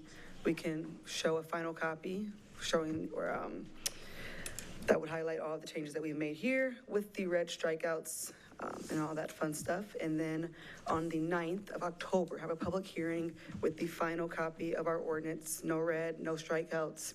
It would be clean and neat and tidy, and then we would then vote on that, kick to the Township Board. So I don't know if we need a special meeting, or if you guys feel like we're good to get that final ordinance knocked out. I have one question. As far as like an arrangement with if there were an alarm payment, like a service fee or anything like that to be paid to the fire department, could that be in the terms of the special exemption use, or would that need to be in the ordinance? So a couple of the, possibly in the light manufacturing, you have it as a permitted use, right? Yep. So we would, thank you. If that's a concern, we could put something about cost recovery for response to the site in the general ordinance, okay? So maybe if they've got some, I don't know what you had in wherever other location you did this at, if you've got some sample language you could send back to us. I understand, maybe however you want to draft it so that it's, I don't know if it's every single time, I don't know what it is, but you're talking about cost recovery if the fire department has to go out to respond to an alarm or something like that, right? Just so it's not costing the taxpayers. Right, okay. But to Juan's point, I do understand that they would be paying, so I think I guess there's a conversation to be had. I'm willing to make that concession because I'm pretty certain that there's not going to be alarms that will send the troops to the site. It's infrequent, or it's improbable, infrequent event, and if you insist on having that in there, I think that's something that we can work. Maybe If we made like a base and anything over the base, go from there. something reasonable to. First response, second response, third response, just like. I don't know. Yeah, we could use some ideas. Go up, yeah. Number within a time period, right? Second within 6 months or so, Right. I don't know what. Just so it's not costing us money. And we'll have to put some parameters around the actual dispatch, right? Because there's gonna be a lot of false alarms, especially during testing where these go off just to make sure that they work. So you want to build in there, upon commencement of operations or something like that, right? Right, And then you draft something, send it to your attorney, you can send it to me, or you can send it to Casey and she'll get it to you. Yeah, there's gonna be, testing of new units that go into operation as well during after this project goes into operation. Like I was showing, there are units that will be parked there for future use. Okay. They won't have necessarily, the batteries can be put in there later. They'll be just empty containers for the time being. But those will need to be tested as well. So I want to make sure that there's, just getting into the weeds here, but Sure. we'll work with you on that. Let's do that. Yeah, let's figure it out the best we can and give us something to respond to. Yeah. Okay? Perfect. So Do we need to have another meeting, though, where we can get their feedback? I think so, too. And I think it needs to give time, like we need to be out into October if that's what they feel like they need to do their due diligence. So, thank you, Amber. That was going to be my question to the commission. I would value their insight on this for you, but I also know that we do have a practical difficulty in the sense of we have a moratorium and that deadline is approaching. So I will ask Attorney Coffin not to put her on the spot, but how do we balance the two? So I believe first of all, I believe the moratorium runs to the end of the year, but I understand there's a time component to it. So I think we need to at least, today's September, 4th? I don't know, a month? I don't know, we want to allow them to go look at sites. We want to allow them to give us feedback if there's other things they might need tweaked. So I don't know if we on, October 9th have a workshop and then on the 20th, but, put a public hearing notice in the paper already for the 23rd, you know what I'm saying? 16th. 16th? Oh, that's right. Okay. Oh, so we have to really, so we might have to have a special meeting because as they're mentioning, we changed our October 23rd meeting to the 16th because of the Michigan Association of Planning Conference in Kalamazoo. So does anyone want to do a special meeting? I think we need to just tie everything up. So When do you need a month? Yeah, do you need a month? Do you need a month, or could you do it sooner? He says it needs a month.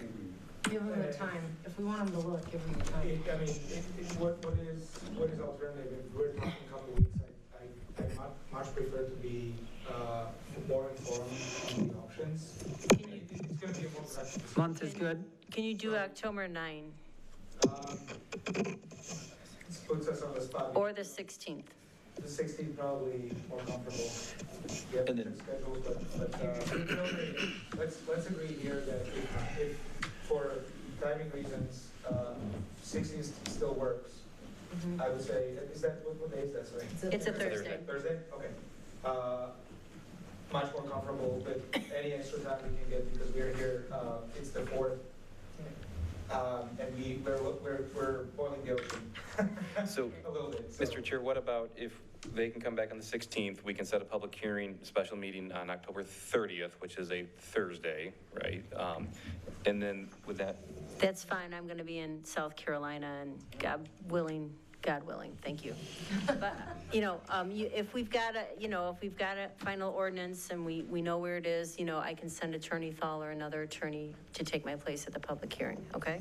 So I want to throw that out to the commission and the moratorium committee, just so we can kind of stay on track. That way we have the 13th of November kind of as our last fall fail-safe date.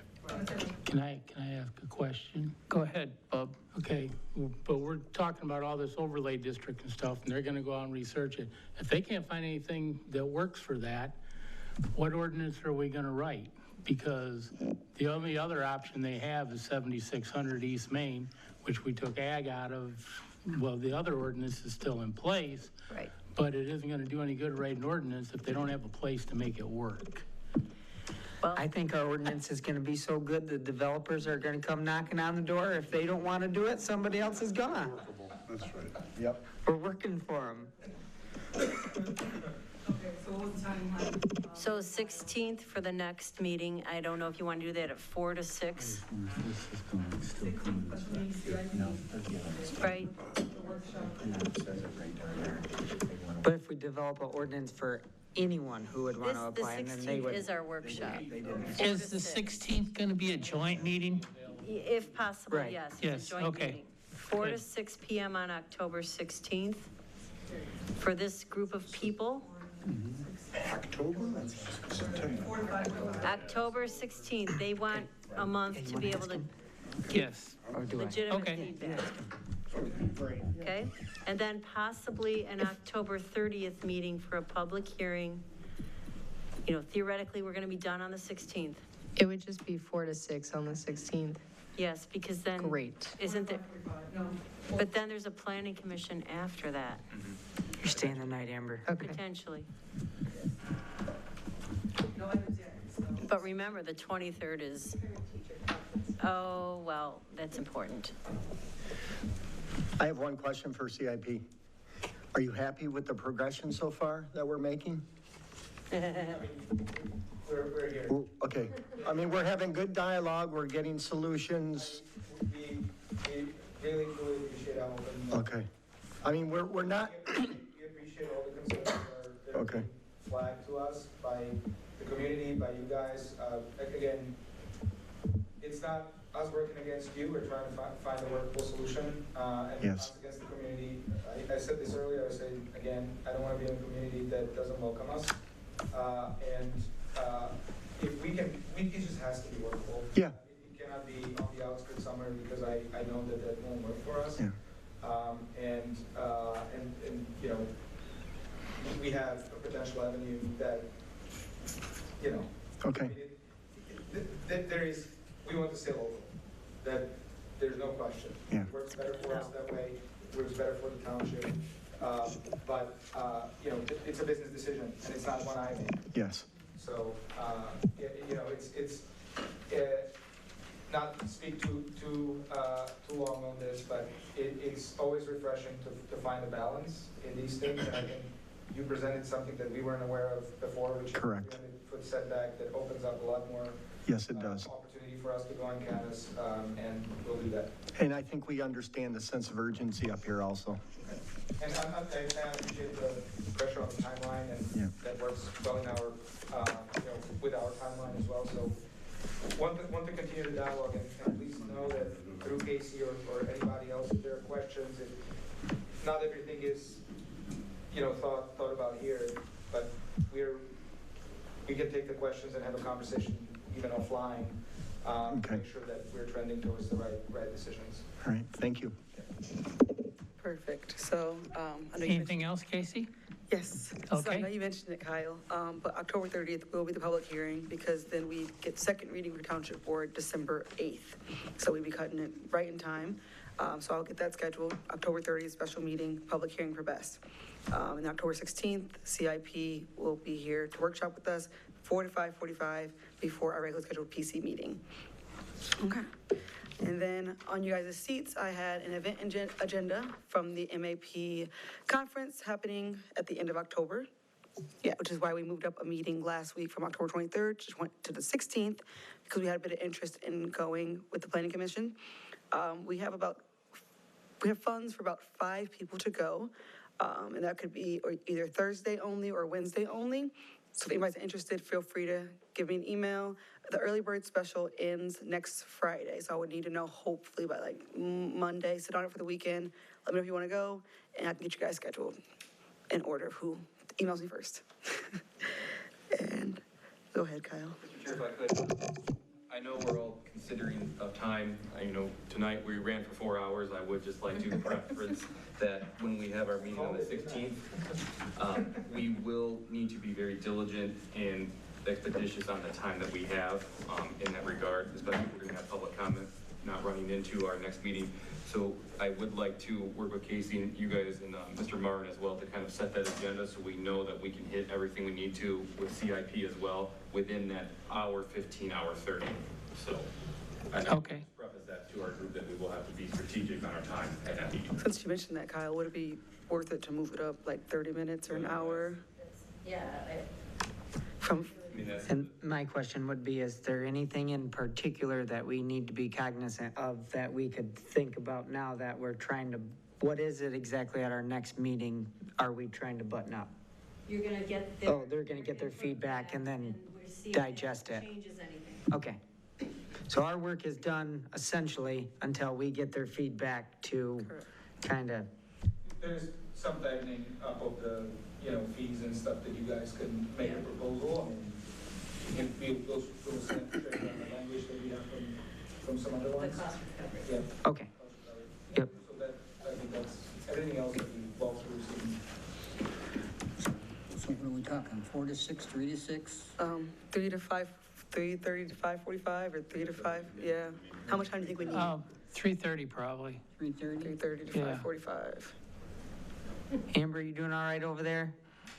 Yep. Is there a better day that possibly would work for you that, You can leave early. Yeah, If you need to, school conference, then miss one or the other. Yeah. Okay. One of the other. It is what it is. you're excused, Amber. I'm sorry, I'm thinking out loud right now, but we wouldn't have, when do I make the amendments to our best ordinance? If there are things to tighten up, the question is, we're not gonna see the best ordinance until October 16th? If we have anything we want to, well, you and Kyle can redraft it based on what we discussed tonight, right? Which was just putting in a few setbacks, right? And, whatever, we have the sensitive areas we have to get into that ordinance, right? And whatever the setback would be from those sensitive land uses, the school, the whatever, the daycare, whatever. And then we can look at that on our meeting on, what do we have, the 18th? 25th, okay. We can look at that then, so that we make sure we're 100% good with what we have. All right? We want. Can I obtain a copy of it? They can have a copy of it, sure. Yep. The MAP conference, just let me know if you want to go and what days. okay, thank you. I wanted to say one thing. The pending litigation at the Court of Appeals where there's 70-plus municipalities sued the MPSC regarding the implementation of Public Act 233. Attorney Thal in my office wrote an amicus brief on that, as you know, for MTA. He got notice today, they're trying to set oral argument either the end of September or early October. So we're gonna get something, at least oral argument on that soon. I don't know when a decision would be, but it's starting to move. Thank you. Okay. Planning Commission comments. Amber? I am all set. Bob? I'm gonna be quiet tonight. James? Joe? James? I'm all set, thank you. Greg? No comment. I'm good. Ben? Thank you to everybody that put in all this time. You guys put in a lot of time. I, against my wife's probably desire to put me back to work, I sit back and I watch you guys at the Planning Commission and you're a good group, so it's been an honor to work alongside you. Thank you guys. Well done today. Casey, Kyle, Catherine, honored to work with everybody, so thank you all.